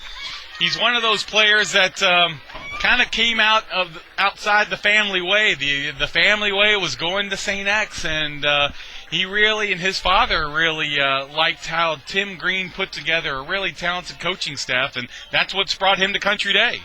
It's good to have him. Going to be a running play by the Wildcats. Oh, great tackle right there. Effort. I can't tell yet who I it believe was. That's Emilio. Is it Emilio? No, that's Denny Fortney. Denny Fortney. Danny Fortney with a motor. I remember in game 1 watching those defensive tackles just go at it. You don't see tackles work hard like. I mean, it's amazing, those two guys. Well, I hate talking about the Heat, but it's got to be tough down there pursuing those guys and all the equipment they're in, and their speed is just there. And that was good quickness off the ball. Well, and you mentioned how hard Denny had worked in the offseason. Yes. Worked on that Club 10. There you that go. Tim Green's so proud of. Watch Joey Ball back up on the edge on your right side. Got motion that way. Let's see if Joey still comes. Sort of a control blitz. There he is. Oh, yes, sir. He's sacked. Oh, there's going to be a flag on the play. Oh, shoot. I'm afraid it's going to be against the Bearcats. They may have gotten Jacob Corey for piling on. That's a tough break. I think he just tripped on him. It is. But Joey Ballback, as I mentioned earlier, he's going to be coming from very different angles, and the whole building saw that one. I'm not sure why the offense didn't pick that one up. Well, we had the defense where Coach Jones really wants them, and that was 3rd and long, and unfortunately we just made a mental mistake there, but it'll be all right. I'm comfortable a little bit with our 35-13 lead right now. 10:23 left in the third quarter. Penalty is against the Bearcats. It's going to place the ball up around the 33-yard line, so it's going to be... it's not an automatic first down? No, it's not. It's 3rd down. So, again, that places the ball about the 33-yard line of the Wildcats. No, 4th down, I'm sorry. Interesting. I'm a little lost on that one, too. I'd love to hear Mr. Austin's interpretation of that call. Yeah, we'll take it, right? Yeah, Mr. Lyman, our headmaster, he's still hanging around. He does like that call, so Keith Miller's back deep this time. Keith Miller, number 32, back to receive the punt. Not a good snap, but it's a block! Joey Ballback, baby! Get Joey! Oh, it's picked up by the Wildcats, but he's going to be... No, he's not tackled yet, but he's going to be taken down right now. Oh, that's a freshman, number 81 there on special teams. Travis Abrams, 81. Travis Abrams, that's right. Had a few freshmen in there, but Joey Ballback with a great block. I thought he was going to scoop and score that.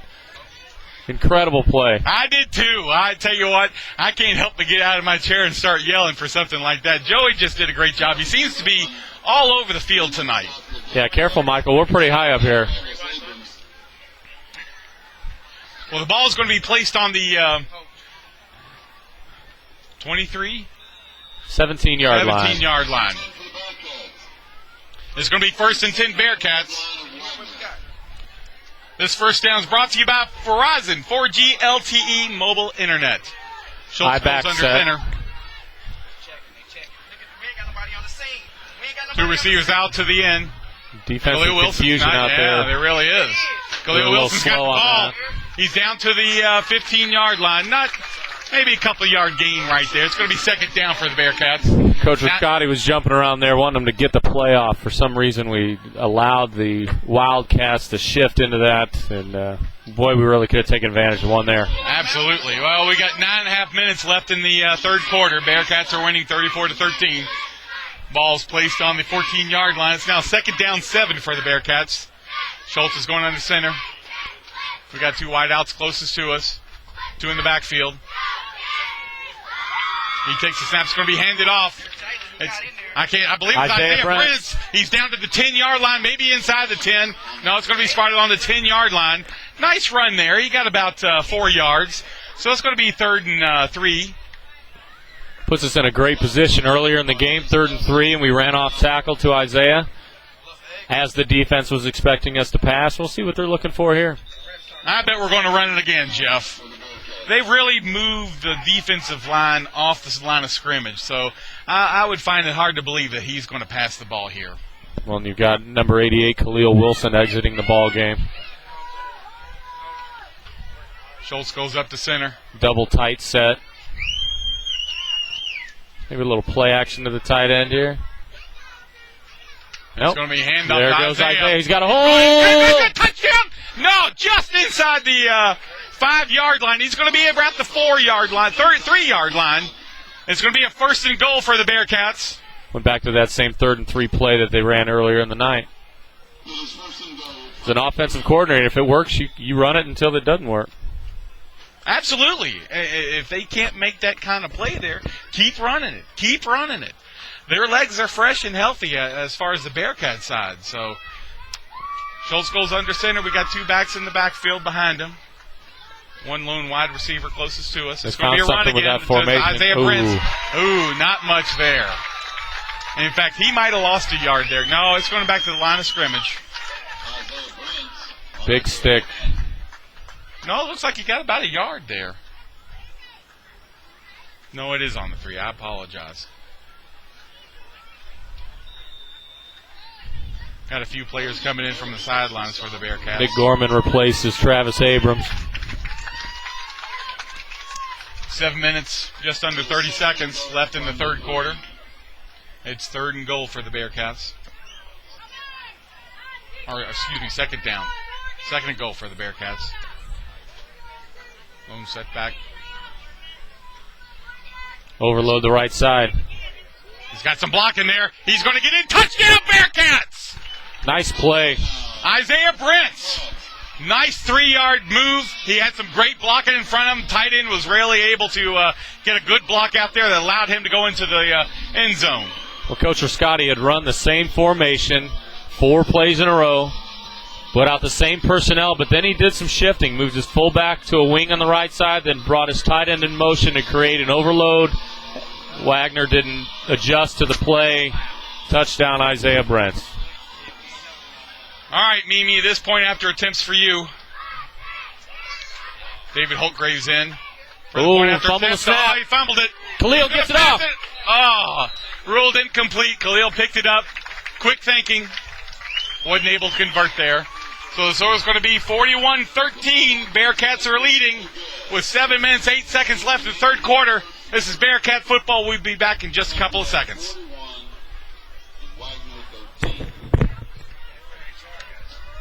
Thank you.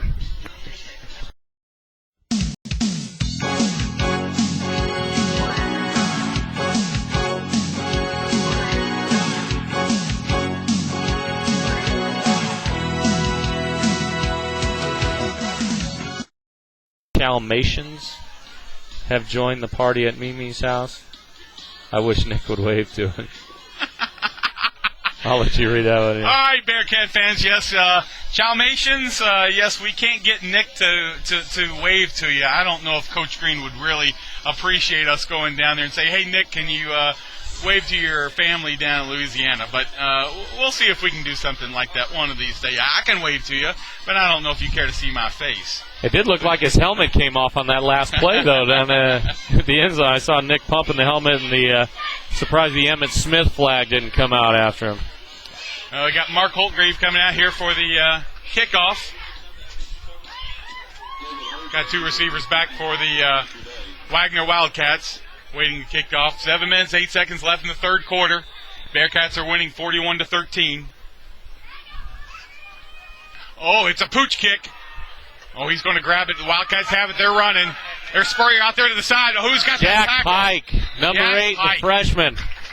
Good job, Jack Pike. Good to see a rookie out there making a play. Nice seeing Josh Spurrier out there able to contain him as well, keep him to the inside so that Jack Pike could make that tackle. Rob Kircher, glad you're listening out there in Macon, Georgia. Your son's playing great tonight, Rob. You got a great kid there. What's he doing in Macon, Georgia on a Friday night? I don't know. Labor Day weekend. Holy cow. It's a beautiful night. I tell you, we've really had to suffer today with a lot of heat. Of course, the game was delayed to 8 o'clock instead of our normal 7:30 kickoff time, but watch Joey again off the top. They've got no one to block him. This is just, oh, he got rid of it quick, though. Looks like he's trying to pass the ball again, but no, he's running out to the side. We got a lot of Bearcats that are going to tackle him right there. Khalil Wilson. Shoot. That's going to be another delay hit, unfortunately. Yeah, Courtney had been, he's following the play, just made a bad decision there at the last second. Those little extra pylons do add up on a ball carrier, but that one was a little more head first, a little blatant with a spear there, and that's going to cost us 15. I'm afraid that's not going to make Coach Matt Jones too happy when they watch the films this week. But you can't complain too much, Jeff. You can't say enough about Denny Fortney. He's out there working hard. He's been working since January. You mentioned the Club 10 again earlier. He's been one of those successful guys that have graduated from it and named after the 2010 seniors. And it's just a shame to see that right there, but it shouldn't take away with the great year he's had so far, and we're so early in this year. Well, and most defensive tackles that I've had the opportunity to coach have really just rather watch that play. So it's good to see Denny mix it up and go after it. We're waiting for number 1 Camden Newton to come out there. Quarterback for Waggener Wildcats. Again, they run the wing T offense, so they kind of spread it around everywhere. Yeah, overload on this side. Watch the guards. He's under back center, in motion. Snap. He's going to hand it off. Pass out wide. Gorman, great job. Nick Gorman. He did. Joey, ball back. That's textbook defense. Nick Gorman shoves him inside. Joey, ball back, cleans him up. Got a game of about 2.5 yards. It's going to be second down. 8 yards to go for the Wildcats. The ball's placed on the 40, just inside the 49-yard line. 6 minutes left. Bearcats leading 41-13 over the Waggener Wildcats. We're coming live from the campus of Kentucky Country Day in Louisville, Kentucky. Glad you're here with us. It's been a great game so far. It's fun to watch the Bearcats perform like they've been performing this year. Looked like they were Gorman. Good job again. Nick's right there with Nick that tackle. Gorman Gets it down to the 44-yard line. It's going to be third down.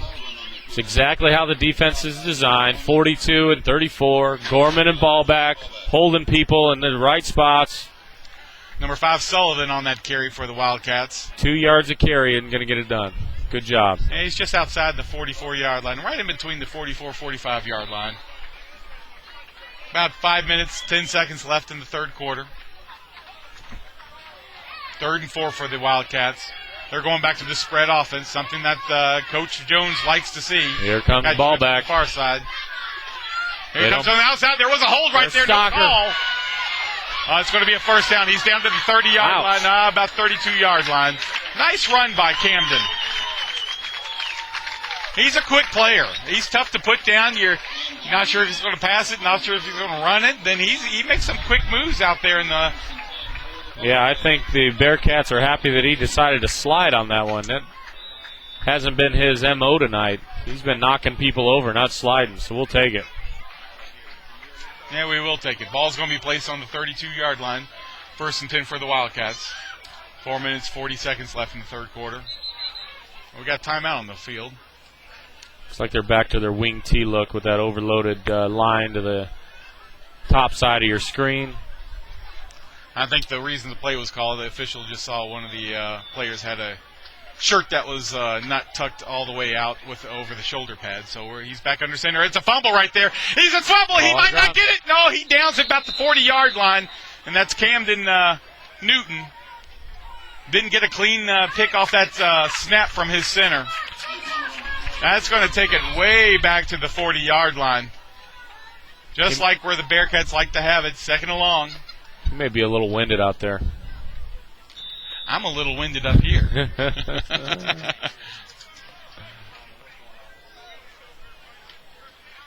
Wildcats come to the line. Camden Newton's in the shotgun. He's got a lone setback, trips to the far side. Lone receiver to the close side. Fairly good snap there. He's going to throw it long, but nice he gets hit, a big Emilio. hit. Oh. But it's caught. And it's double! He's got it. He's going to the 30. Keith Miller down the 35, outside. almost to the 40-yard line, pulled out of bounds.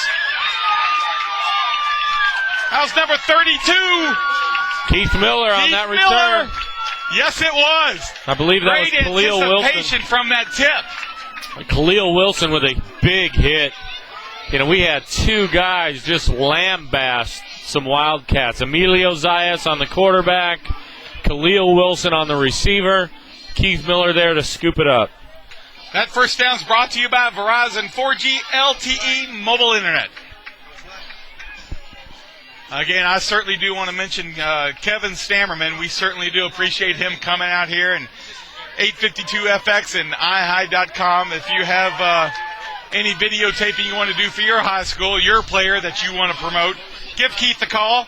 He can be reached at 502-608-5288. Keith Stammerman does a great job every week for us. Schultz is going to hand off. It's going to Isaiah Brents. He's going out to the 40-yard line. He's got a little room. He's out to the 45-yard line, up to the 47. Nice power run there, Jeff. Absolutely. You've got Michael Stocker pulling ahead, and he just couldn't find anybody to block. There was no white jerseys out there, so Isaiah just pushed him out of the way. Well, one thing I'm beginning to notice now is it looks like Wagner's defense, boy, they got their arms on their waist, and, that's a good indication that they might be tiring out. Yeah. Just wearing them down.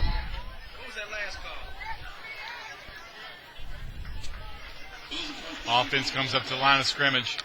You got Robert Schultz in the shotgun position. Jordan Duff closest to me. Might be a timeout on the play there. Bearcats tried to run a player off from the sideline. They didn't have enough in the huddle. Well, with that, folks, it is timeout Bearcats. 3:12 left in the third quarter. Bearcats are winning 41-13 over the Wagner Wildcats. We're going to take a short break. Come back. It's Bearcat football. During Watson's Big Summer Clearance Sale, get 40 to 75% off on new and floor model outdoor casual furniture sets. Complete 5-piece cast aluminum dining sets are priced as low as $4.99. Outdoor deep seating and wicker groups from $6.99. Get huge savings on beautiful home theater seating groups priced as low as $8.88 during the Big Summer Clearance Sale. Only at Watson's. We have all the fun.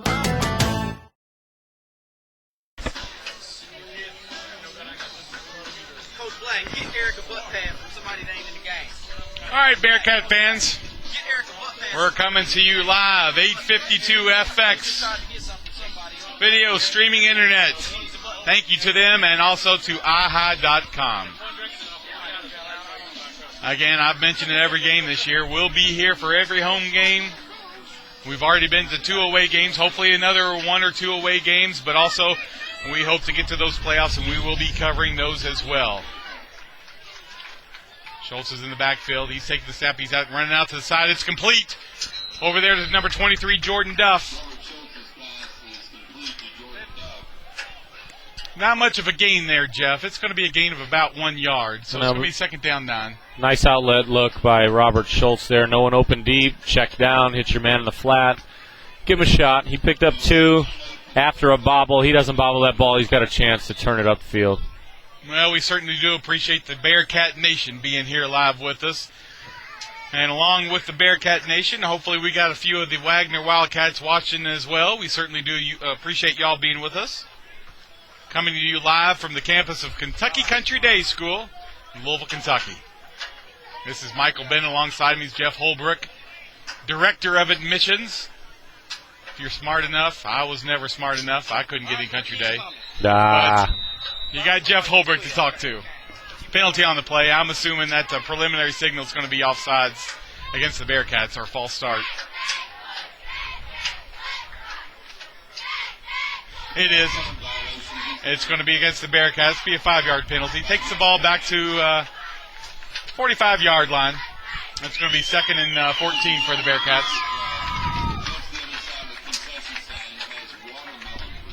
Oh my gosh! Did you hear that? They've got watermelon for sale here at the ball game. What I would do for a slice right now.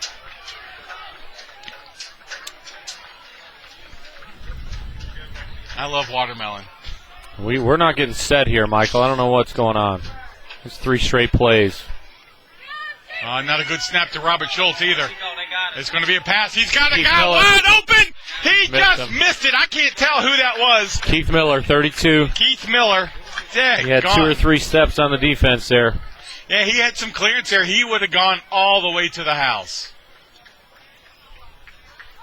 And it's going to be 3rd down. I had a tough angle on that one. I can't tell if that ball was thrown out of bounds or if Keith just didn't adjust to it well, but it's definitely open, and I hope they get back to it. Or maybe a combination, Jeff. I'm like you. I don't know if he was completely set to catch that ball the way it was angled towards him. But it very well could be that it was out of bounds as well. Can't say enough about the linemen inside today. With this kind of heat, they've done a great job on the run again. And they've done a great job with pass protection, too. Yeah, Matt Kircher's been flawless. Cam Sample, Michael Stocker, Collier Clay, Ben Rice, just doing a great job. Nice cohesive group there. Well, we got another penalty going against the Bearcats. Another 5-yard penalty. That's going to take the ball back to the 39-yard line. It's going to be 3rd and 18. It's 3rd and 18 for the Bearcats at their own 40. We got Keith Miller and Jordan Duff out here closest to us. Schultz is in the shotgun position. He's ready to pass again. It's a beautiful spiraling pass, but it's almost intercepted by the Wildcats. Yeah, he dropped it. We'll be able to punt here.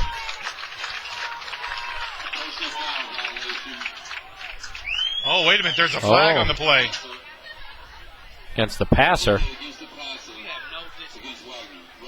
Oh, okay. I was listening to the announcer here at Country Day, and they were saying personal foul against the passer, and I'm thinking, what did Robert Schultz do to do that? But it's going against Waggener, so it's personal foul running into the passer. So that's going to bring the ball way over to the 45-yard line of the Wildcats. So a bit of a big break there. No, and it's a first down, which, if you remember in the first half, it wasn't a first down for the Wildcats, so I don't know if that was a distance. Yeah, it didn't make any sense to me either. So it's going to be a first down, Bearcats. Ball's placed on the 45-yard line of the Wildcats of Waggener. 1:47 seconds left in the 3rd quarter. Bearcats are winning 41-13. Schultz is in the shotgun. Got a spread offense there. Come on, Isaiah. Right out there to about the 43-yard line. Gets about a 2.5 yard gain right there. We got a man down for the Wildcats. Yeah. Right on the Bearcat. I can't tell who it is yet. They're calling the trainers out. I thought it might be. I don't know if it's a elbow or maybe a shoulder. Shoulder, yeah. He's pointing to his shoulder. But I can't tell who it is yet. As soon as I get the player's number, I'll tell you. But we're going to take a couple of minute break here, and we'll be back in just a few minutes with more Bearcats football. They're winning 41-13 over the Waggener Wildcats. 1:31 seconds left in the 3rd quarter. We'll be back after these messages. We just won state.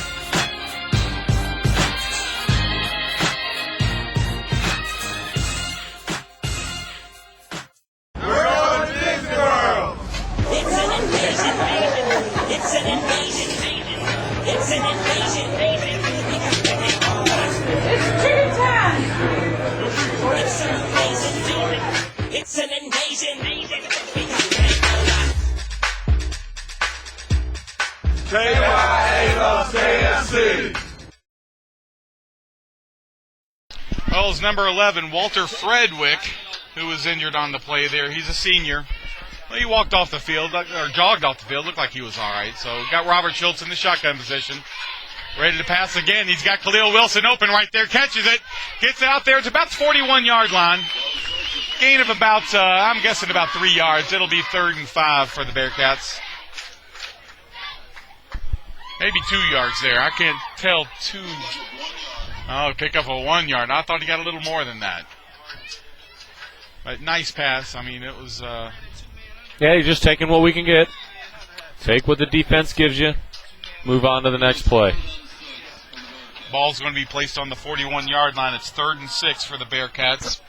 Most importantly, 3rd and manageable. Exactly. Under a minute left here. I'm sure this was probably going to be the last play of the 3rd quarter. Schultz is back to shotgun position. Khalil Wilson and Jordan Duff out here closest to me. He's being pursued. Overthrows Staferi. Tommy Staferi couldn't get up that high. Ruled incomplete. It's going to be 4th down and 6 for the Bearcats. I'm sure they're going to punt here. Robert Schultz, not only our quarterback, but he's also our punter. We'll wait to decide. Maybe they'll run the clock out. I don't know if they have enough time. Just take. Now, with that incomplete pass, the clock will stop, so we'll have to make a play here. Now, it is very helpful that our punter is our quarterback, so it keeps the defense at bay as to what we're going to do. They've got to respect the play, which means they've got no one deep right now, and maybe Robert can pin one in the corner if he decides to punt it. Doesn't look like it, though. Looks like they're going for it. No, it doesn't look like it at all. They got trips out here to the side. Lone setback. Oh, Billy. It's not a good snap. The snap was good. Robert just wasn't paying any attention. He was looking at his coach. Yeah, the ball hit him right in the thigh board.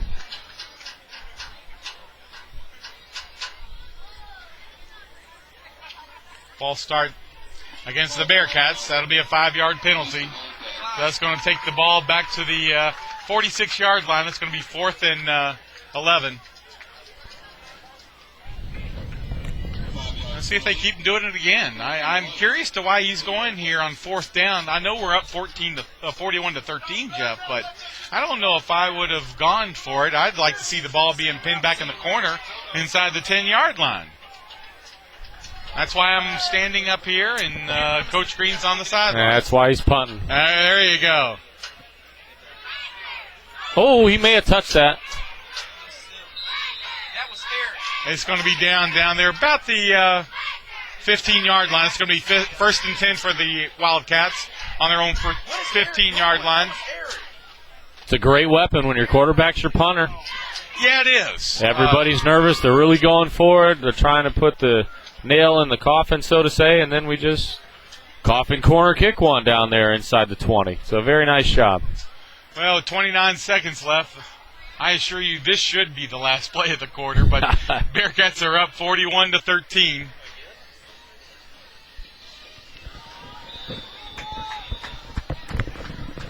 Defense is coming out there ready to get set. Waiting on Camden Newton, who's the number 1 on the jersey, and I'm sure number 1 in the hearts of the Wildcats as their starting quarterback. Done a nice job tonight. He is a quick player, but just hasn't been able to get too much going on in the offense on a consistent basis. He got trips out closest to the side here. Jordan Duff, and looks like Tommy Staferi out there to the side. Just misses a tackle. He's out to the 20-yard line. He's still moving, but he's not going to go much farther than that. Well, they ripped the ball out. Will they give it to us? Not yet. I don't see a signal yet. No, I think they're... No, yes, they got it! 1st down, Bearcats! Great play by Jordan Duff. Stripped that ball while he was standing there. Oh, that was outstanding play. Jordan Duff with Tommy Staferi hold him up. This 1st down's brought to you by Verizon 4G LTE mobile internet. Again, we thank these guys for coming out here and supporting us. Kevin Stammerly and all the job that he does for Kentucky Country Day, coming not just to this game, but so many others. We'll have another game next weekend against Carroll County here in the campus of Kentucky Country Day. 7:30 kickoff. Hope you can make it. Robert Schultz comes out here, gets under center. He's got 2 out to the side and 2 behind him. He's going to run out there and hopefully pass a completion. He's getting hurried there, but it's complete! Down to the 1-yard line. He might have said, touchdown Bearcats! Khalil Wilson, number 88. It was almost intercepted, Jeff, but he had just the sight to be able to concentrate on that ball coming in there and getting in his hands. Well, talk about the hands there. You saw the hand strength. He went up there and just pulled that thing right out of the Wildcats' hand. Well, we've got 2 injured players on the Wildcat side over there on the that are not doing too well. I don't know if the heat's getting to them now or Yeah, there was quite a collision over there at the end zone. But, hey, Michael, guess what? Yes, sir. Still wasn't your last play of the third quarter. I'm never going to have this quarter in, Emma. You've been calling for that. I think 6 straight plays. All right. I'm not going to say it again, Jeff Holbrook. I'm glad it wasn't the last play of the game. Oh, I don't know if we could have gotten a touchdown. 9 seconds left in the third quarter, Bearcat fans. Now, Khalil did a nice job. He caught that ball, and it looked from up here that he just stuck his hand over the goal line, which it's all about the ball and not the body of the player. So he was at the 1, put his right arm over the top, got over the plane of the goal line, and touchdown Bearcats. Well, you can't say enough about the concentration that it took for him with the defender in front of him, because that ball very easily could have and maybe even should have been intercepted. Yeah. And Khalil was able to bring it in. So with that, we're going to take a break, Bearcat fans. 9 seconds left in the third quarter. Bearcats are leading 47-13. This is Bearcat football.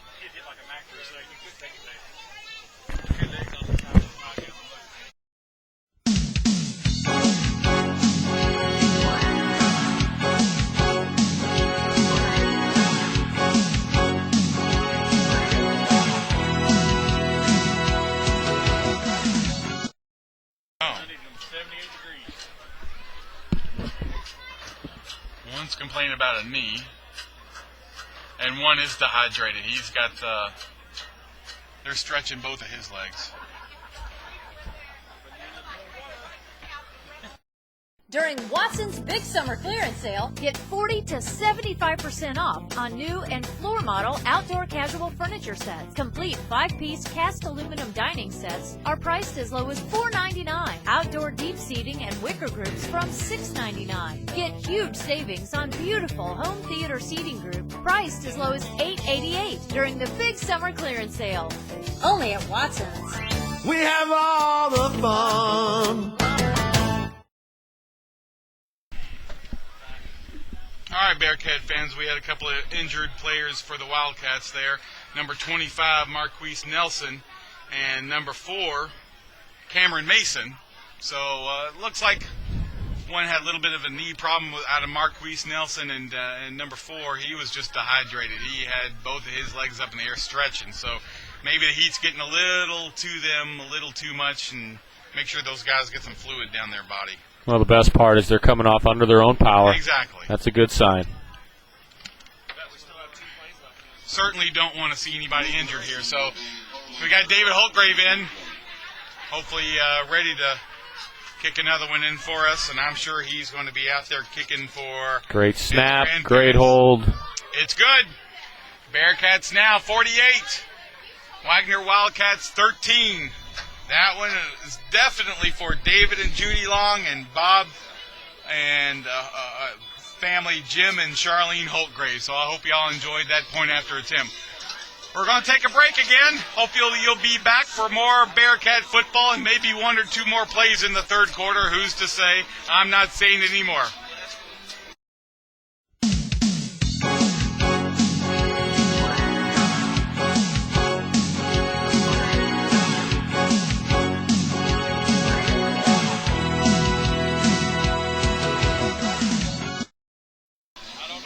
At .3 on the clock for another. Welcome back, Bearcat fans. For 9 seconds left in the third quarter. Bearcats have a dominating lead right now over the Wildcats. It's been a cat fight definitely for the Bearcats. They're leading 48-13. David Holtgrave ready to make the kickoff. And the ball back over to the Wildcats of Waggener. Little pooch kick there. Nice kick. Hopefully it didn't go out of bounds. It's definitely not. He picks it up 20-yard line. He's going up the sidelines. Michael Stocker, one-on-one tackle right there. Good play by Michael. Yes, it was. Collier Clay was right there to help if he needed it. Stocker, even with it looks like a soft cast from up here. I saw him in the hallways this week. A little problem with his right thumb.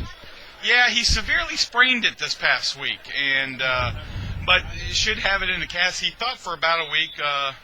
Samidi Baridi, he has got a little injury to his wrist. He received in the JV game this week. I should say Samadi, shouldn't I? Samidi, I always want to Coach Samidi, give him some props. He's always deserving of those. Coach Samidi, the icon of Kentucky Country Day School. Quite possibly the worst carpool leader, though. Run right there by Camden. But he's getting it out there. Oh, there's a penalty on the play. I'm assuming that's going to be holding against the Wildcats. So that is the end of the third quarter. Finally, I can say it officially, Jeff. I don't know. There's a flag. Oh, don't tell me that. I don't get any respect up here. I wish somebody would email Jeff Holbrook and tell him kind of hold it back on old Bennett. I'm trying the best I can. Needless to say, it's hot up here. Yeah, that's right. And it's not because of Jeff Holbrook's hair.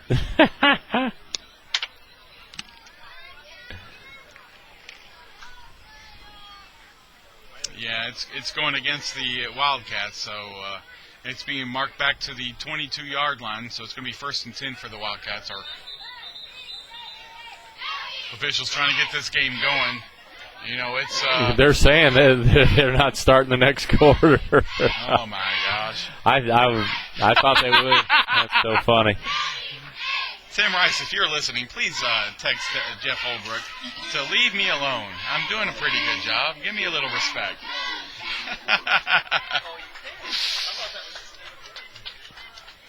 So anyway, we're still here. It'll be an untimed down then. Oh well. 1st and 23, ball's on the 23-yard line for the Wildcats. This has to be the last play. I'm with you. not saying it again. This has to be the last play of the third quarter. Camden Newton's under center, waiting to snap. It's going to be thrown out there to the side. Got a tackler out there. 2 of them are out there. Gorman and ball back. We've called that several times tonight. Right. 42 and 34. Mimi, running this that defense the way it's supposed to be run. Hope you're still with us. Hopefully the Gorman family will be able to come up here for senior night or something that's going on up here. I know it's a bit of a trip for them coming from Louisiana, but he's a great ball player. Joey Ballbeck, another great ball player. Just done a terrific job in what to me is still a season that's in its infancy. Well, we're going to take a break. That's the end of the third quarter. Bearcats are leading 48 over the Waggener Wildcats 13. Come back for the fourth quarter. During Watson's Big Summer Clearance Sale, get 40 to 75% off on new and floor model outdoor casual furniture sets. Complete 5-piece cast aluminum dining sets are priced as low as $4.99. Outdoor deep seating and wicker groups from $6.99. Get huge savings on beautiful home theater seating groups priced as low as $8.88 during the Big Summer Clearance Sale. Only at Watson's. We have all the fun.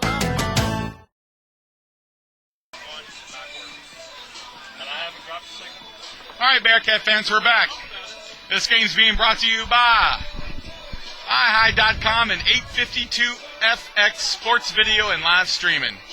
And we certainly appreciate the support from Verizon 4G LTE Mobile Internet. As we start the fourth quarter, Bearcats are leading 48 to 13. Wildcats have the ball on the 22-yard line. It's 2nd and 23. Camden Newton, quarterback for the Wildcats, back in the shotgun position, waiting for an official whistle so they can get play started. Bearcats have looked really strong on the defense again this week. Only allowed 1 touchdown. It's complete to number 8. It's going to be tackled by number 42, Nick Gorman. Not much of a gain there, Jeff.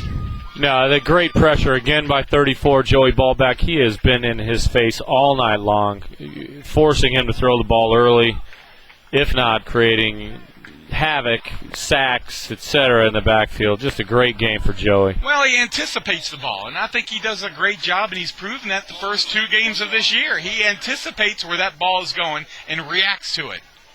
He's a gamer. Absolutely. Camden Newton in the backfield, shotgun position again. Got trips out to the far side. Lone setback. our lone running back in the backfield with Camden Newton. He's going to pass. Oh, he's got a lot of rush there.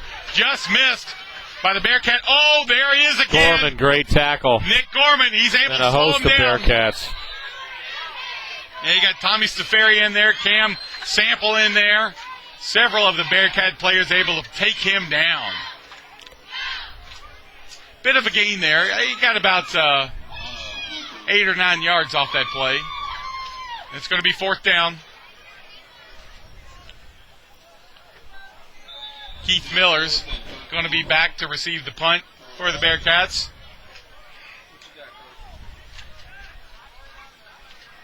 Evan Mock enters the game. Marcus Fluellen. Dalen Norris coming in here. Number 12, Timmy Mattingly's back to punt the ball for the Bearcats. So we're getting some fresh faces in, which I like to see. Oh, big run up the middle. Jack Pike almost got to it. Did he fair catch that? I didn't see him fair catch that. I guess he did. Not much of a complaint there. It's going to be placed at the 37-yard line. On the Bearcat side, it's going to be 1st and 10 Bearcats. This first down is being brought to you by Verizon 4G LTE mobile internet. 10:17 left in the 4th quarter. Bearcats are dominating again this week, 48-13. Really, the only disappointing part of the ball game, Jeff, I would have to say, is just the lone home run that we let them have, and a 47-yard rush that went for a touchdown. Well, Coach Jones won't be overly pleased with our tackling. A lot of over pursuit, but we've bent, haven't broke too often. Schultz is under center. He gives it off to Tommy Staferi. Oh, nice tackle by the Wildcats there. Staferi goes head over heels for a couple yards. Yeah, ball's going to be placed on the 41-yard line. 10 minutes left in the 4th quarter. It's going to be 2nd down, 8 for the Bearcats. They're on their own 41-yard line. Looks like we still have pretty much the starting team in there as far as the offensive side. Yeah, that's definitely the first line. You've got Travis Abrams in at tight end, giving Gorman a break. You got Josh Spurrier, though, at wide receiver. Good to see him get out there, giving Khalil some rest. Absolutely. Here comes Stocker, opening the hole for Staferi. Be nice close to first down. As usual from Tommy Staferi. A tough player right there. Just knows the game. No other way to describe him. It's going to be 3rd down, 1 to go. Ball's going to be placed on the 46-yard line. 9 minutes left in the 4th quarter. Again, the score is Bearcats 48. Waggener Wildcats 13. Reason they've got a 13, they did have a missed point after attempt, so that's why you've got 13 points, not 2 field goals.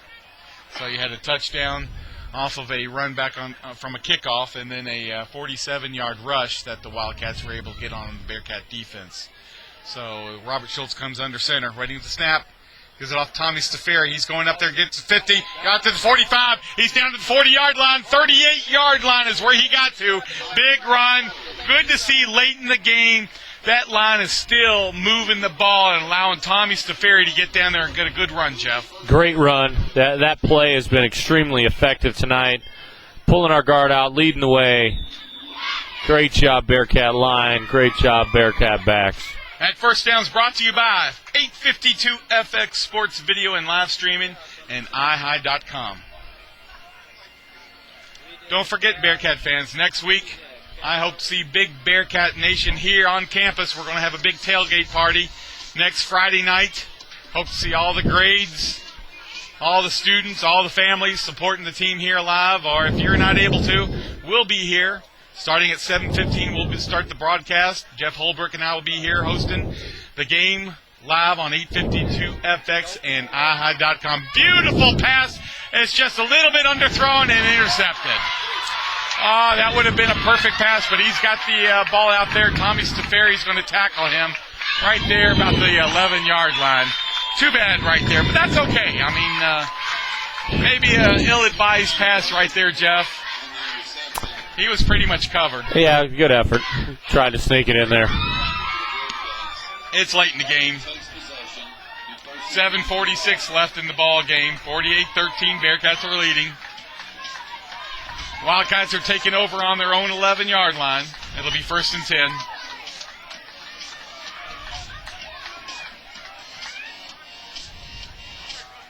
Still see much of the starting defense in there as well. Not too many changes there.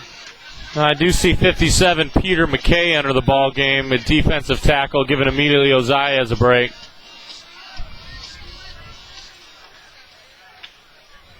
Newton's under center, takes the snap. It's going to be a handoff. He's running out there to the sidelines. Khalil, big hit. 15-yard line.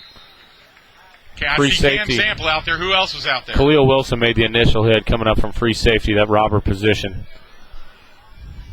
That's going to take the ball out to the 15-yard line. It's going to be 2nd down 5 for the Wildcats.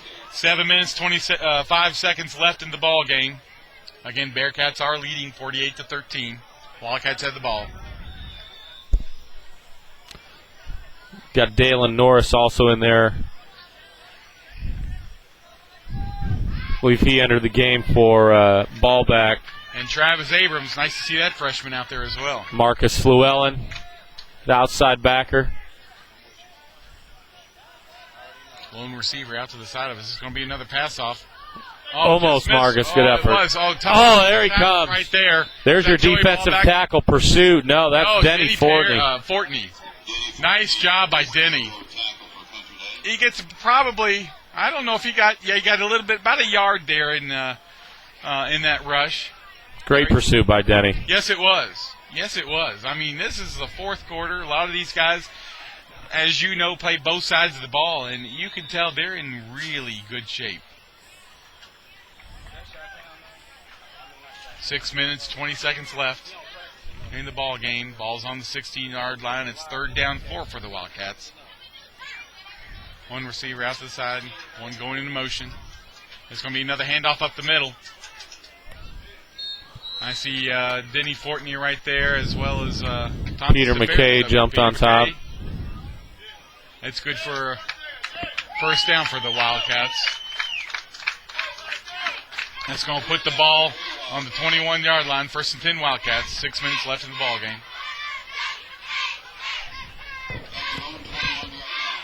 I guess I'm a little surprised that the defense is still out there. Well, they've made a handful. Anybody who's gone both ways besides Tommy, I believe, is out of the game, at least from an interior standpoint. Then you're keeping Khalil and Keith Miller deep just to make sure they don't strike one. Nice game tackle there by the Bearcat defense. Peter McKay and Travis Abrams together. About a 4-yard gain. It'll be 2nd and 6 with 5 minutes, 25 seconds left in the ball game. Of course, Ben Rice is still in there, number 70. Only thing I worry about, Jeff, when you're getting to a point like this, the game's out of hand now. This is going to go down as a win for the Bearcats. They're going to remain undefeated, but I just worry about silly injuries. That's the only thing that concerns me, keeping the starters in this late. The tough decision to make right now is you put in your JV guys. They've got a game on Monday. So you get them out here, get them overworked, and then they're too tired to play their game on Monday. And then, then you're talking about injuries because you're overusing a body. So that's the love and the fun of coaching. But you know what? That's a part of being a JV player, though. They strive to be on the varsity team and play in varsity games. So, yeah, you're right. They do have a game on Monday, but they really want to play the games on Friday nights. Mm-hmm. Plus, I want to see my son in there. Come on, cut me some slack. Oh, Kevin Stammerman's over here on my side here, telling me not to call my baby a baby boy again. He warned me never to call him that, especially on air. Yeah, there's a penalty on the play there. I'm not sure if that's going against KCD for being offsides, encroachment. No, it's going to be false start against the Wildcats. That's going to set them back 5 yards. It's going to be 3rd and 10. Ball's going to be placed on the 22-yard line of the Wildcats. I tell you, players got to be getting tired when you see mistakes like that. Yeah.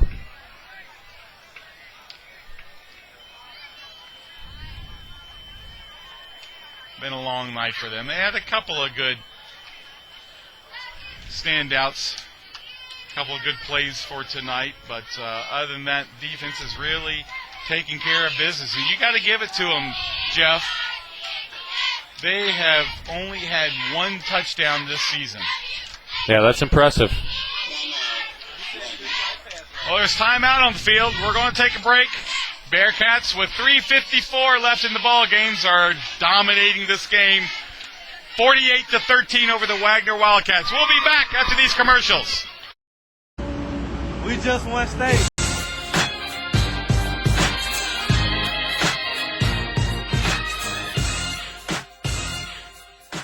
We're going to Disney World. It's an invasion, baby. It's an invasion, baby. It's an invasion, baby. It's tea time. It's an invasion, baby. It's an invasion, baby. KYA loves KFC.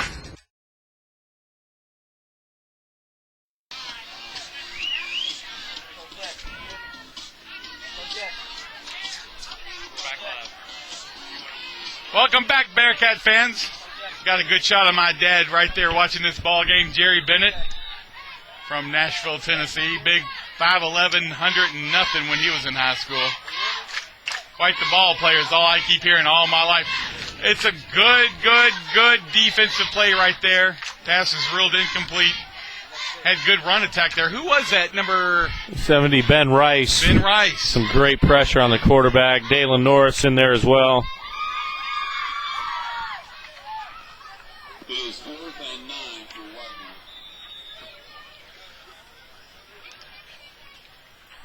Waggener. It's 4th down now, 9 yards to go for the Wildcats. 3:51 left in the ball game. Ball's on the 29-yard line.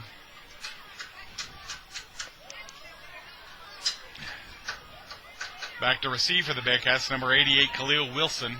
Although I think the Wildcats seem to be going for it.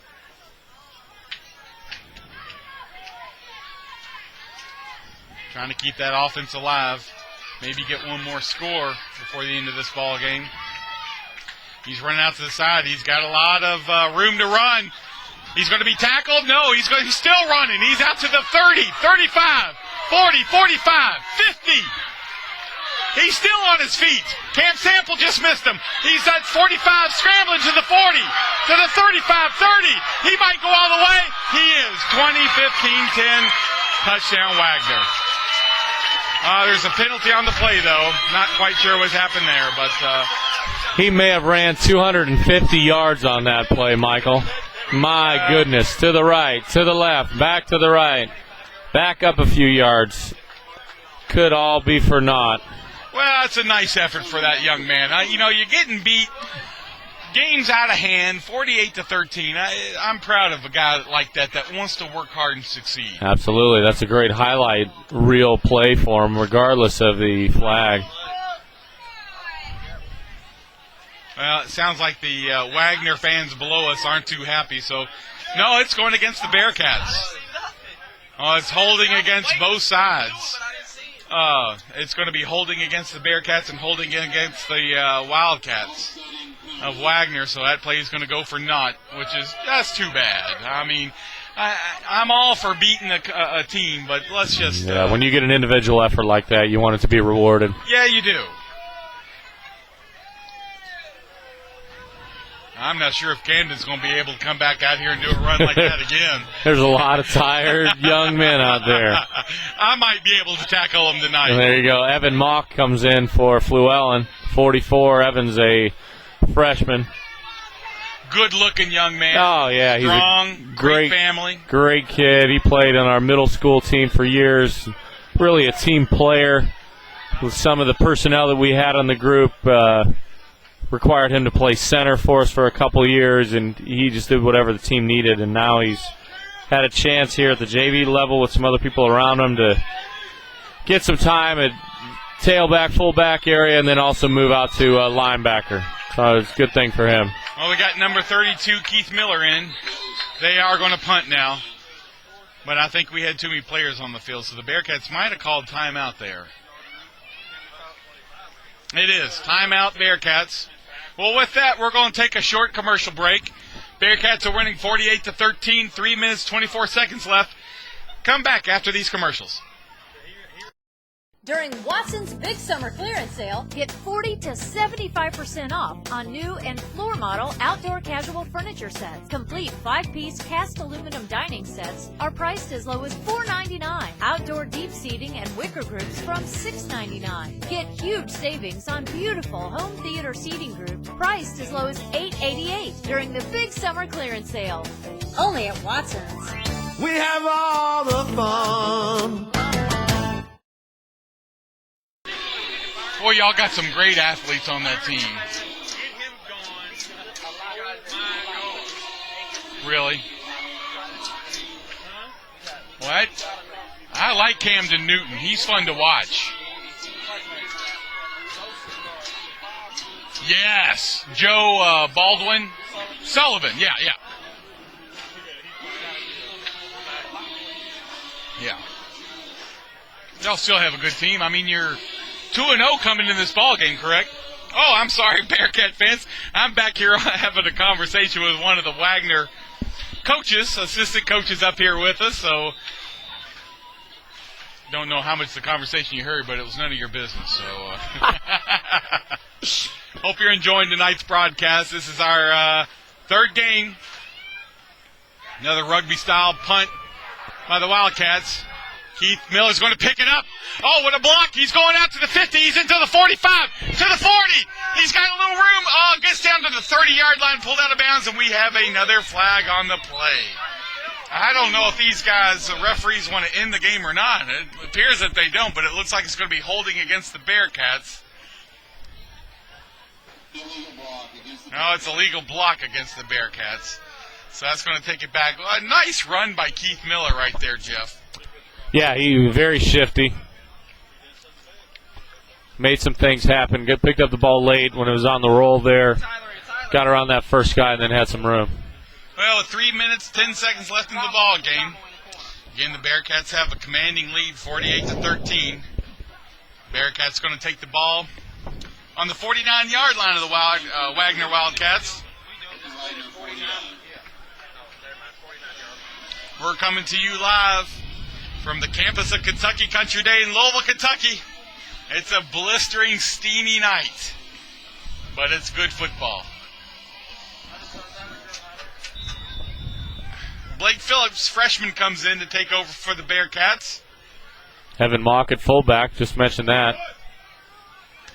This is going to be Tommy Staferi. He gets away from one of the Wildcats. Tough 3-yard gain right there, but and that was pretty much all on his own. Yeah, absolutely. We missed a block at the edge.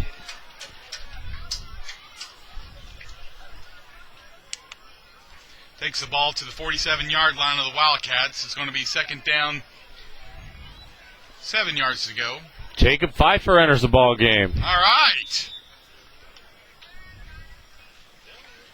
I like seeing the young guys come in, even though they have a game on Monday. That's right. Brooke.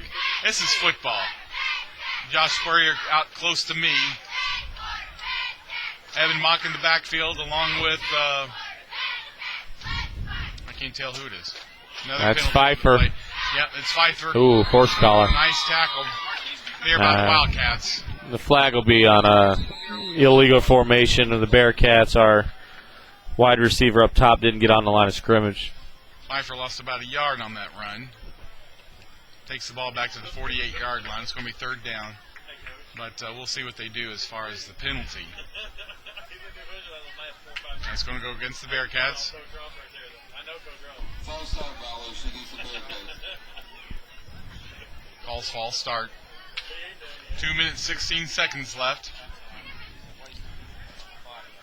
Bearcats obviously commanding lead here, 48-13. Waggener Wildcats will not take the penalty. It's declined. Blake Phillips comes up under center. Evan Mock, lone setback.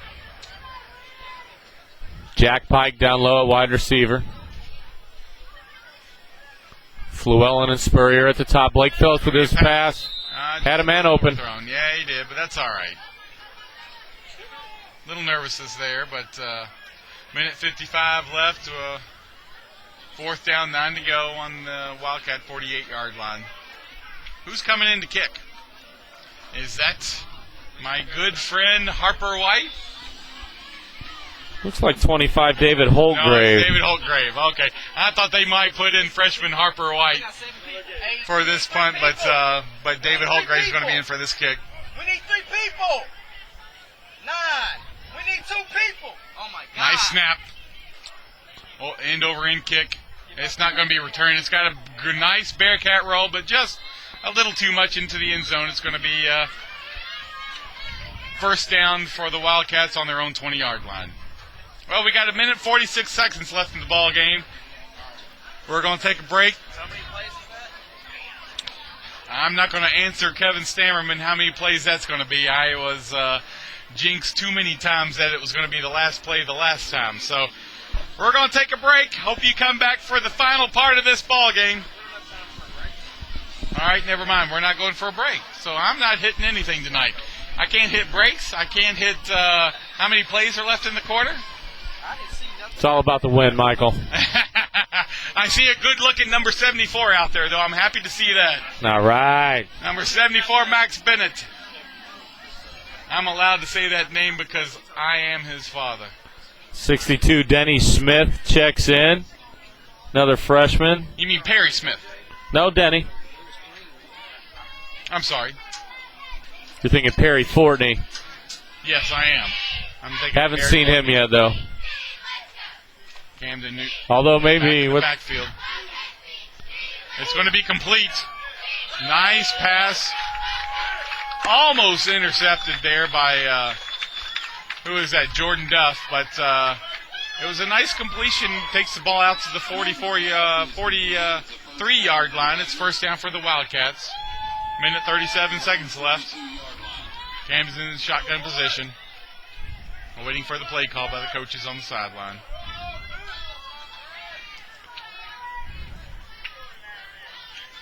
See if this defense can put a little stop to the movement. Peter McKay. Inside.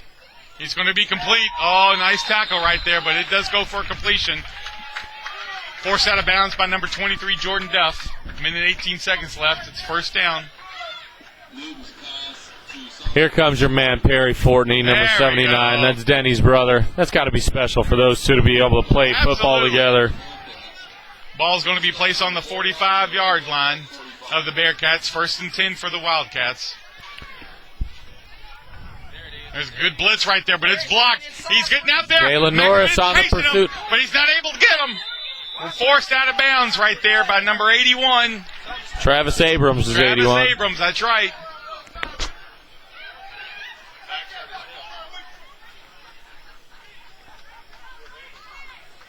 Ball's going to be placed on the 41-yard line. It's going to be second down. Play's going to be held up with player injury there. Number 74, Max Bennett. Little injury there, but hopefully he's okay. He's running the side, so that's one way to get back to Camden's house. You're teaching him that? He ain't going to let you go, is he? Yeah, hopefully he's okay. I can't tell what's wrong. Waggener coach is nice enough to stand there and talk to him.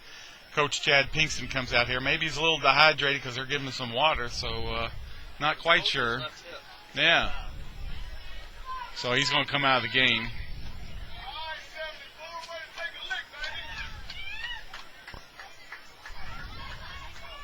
He's not limping. He ought to be good. And if he's not, I'm going to spank his bottom tonight. So, well, we got 1:05 left in the ball game. Commanding lead by the Bearcats, 48-13.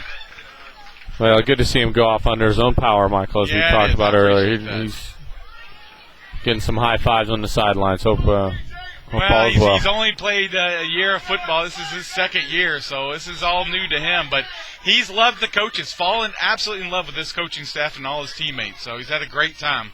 Good. Ball's going to be ruled incomplete for the Wildcats. It's going to be third down and 6 from the Bearcat 41-yard line. Time's winding down. Of course, it stopped right there with that incompletion. 1:01 left.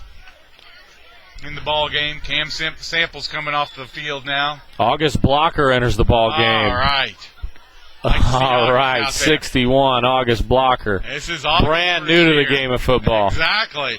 It's going to be complete. He's out to the 25, 20-yard line. Oh, great tackle Jack right Pike. there by Jack Pike, number 8. He just mauled him out there, give him a big bear hug and twist him down.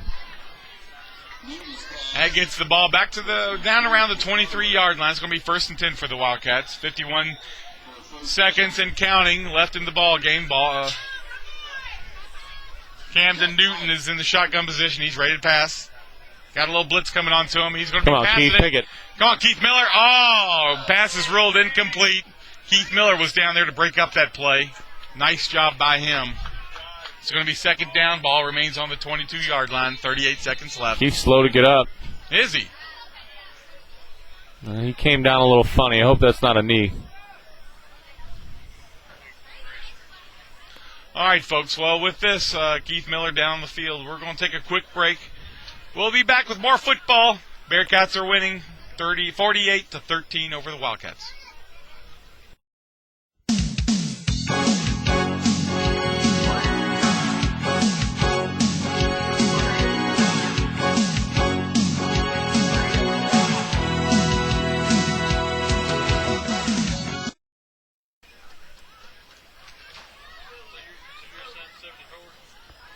All right, Bearcat fans, we're back on. Appreciate Bearcat Nation being here yet again for another great ball game. We got number 32, Keith Miller, down in the end zone. Looks like he's a little dehydrated up there. He got some cramping going on because they got both his legs up and stretching them out. Heat is not a surprise with the problem tonight. Well, it takes its toll on guys when you play both ways and special teams and do everything. And as we talked about, Ironman football out here, it's tough when it's 97. Yeah, it is tough. I mean, I'm having a tough time. I'm just in a shirt and shorts, not with all these pads and running around as much as they are, because they're just a seriously pursuing team that runs to the ball.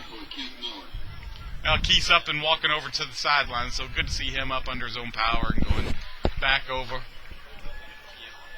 So it's going to be 2nd and 10 for the Wildcats on the Bearcat 22-yard line, 38 seconds left.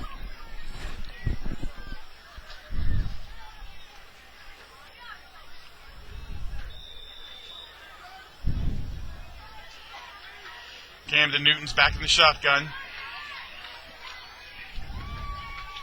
Number 8's in motion. He's got a lot of rush coming to him. Big rush right there. I'm surprised there's not a penalty there. Looked like it was offensive pass interference there, Jeff. Yeah, at this point of the game, I think the officials have had it. Yeah. Jacob Pfeiffer on the coverage right there with a nice job. Good to see Derek Smith, a freshman, enter the game, number 10. He's brand new to KCD. Good to see him get a chance to play on Friday night. Well, that's one of the positive things about Country Day. You can come here and make an immediate impact to this program here with as good a football as it is. So Newton scrambling again. He's going to be tackled. Travis Abrams and Dalen Norris. He's going to lose some yardage there. It's going to be placed back on the 26-yard line. So it's going to be 4th down. 10 seconds left in the ball game. Bearcats are winning 48-13. Been a great game, Jeff. Yes, great win for the Bearcats. I know I sat down with Coach Green at lunch, and he was confident, but he was still leery of the talent that Waggener brought to the field. That's for sure. Great play, Spurrier. Great breakup right there. That was a really nice play by Josh Spurrier there. Josh Spurrier did a fantastic job. Well, folks, that's the end of the ball game, Jeff. Thanks for having me back. Absolutely. Great to have you back. I look forward to a 4-0 next week. We will be here. You will be here. This is Michael Bennett with Jeff Holbrook. Bearcats win 48-13 over the Waggener Wildcats. Next week, folks, we'll be here, 7:30 kickoff, where the Bearcats will play Carroll County, play host here at the campus of Kentucky Country Day. That's the end of the ball game, folks. Hope you enjoyed it. We'll be back next week. Please join us. So long.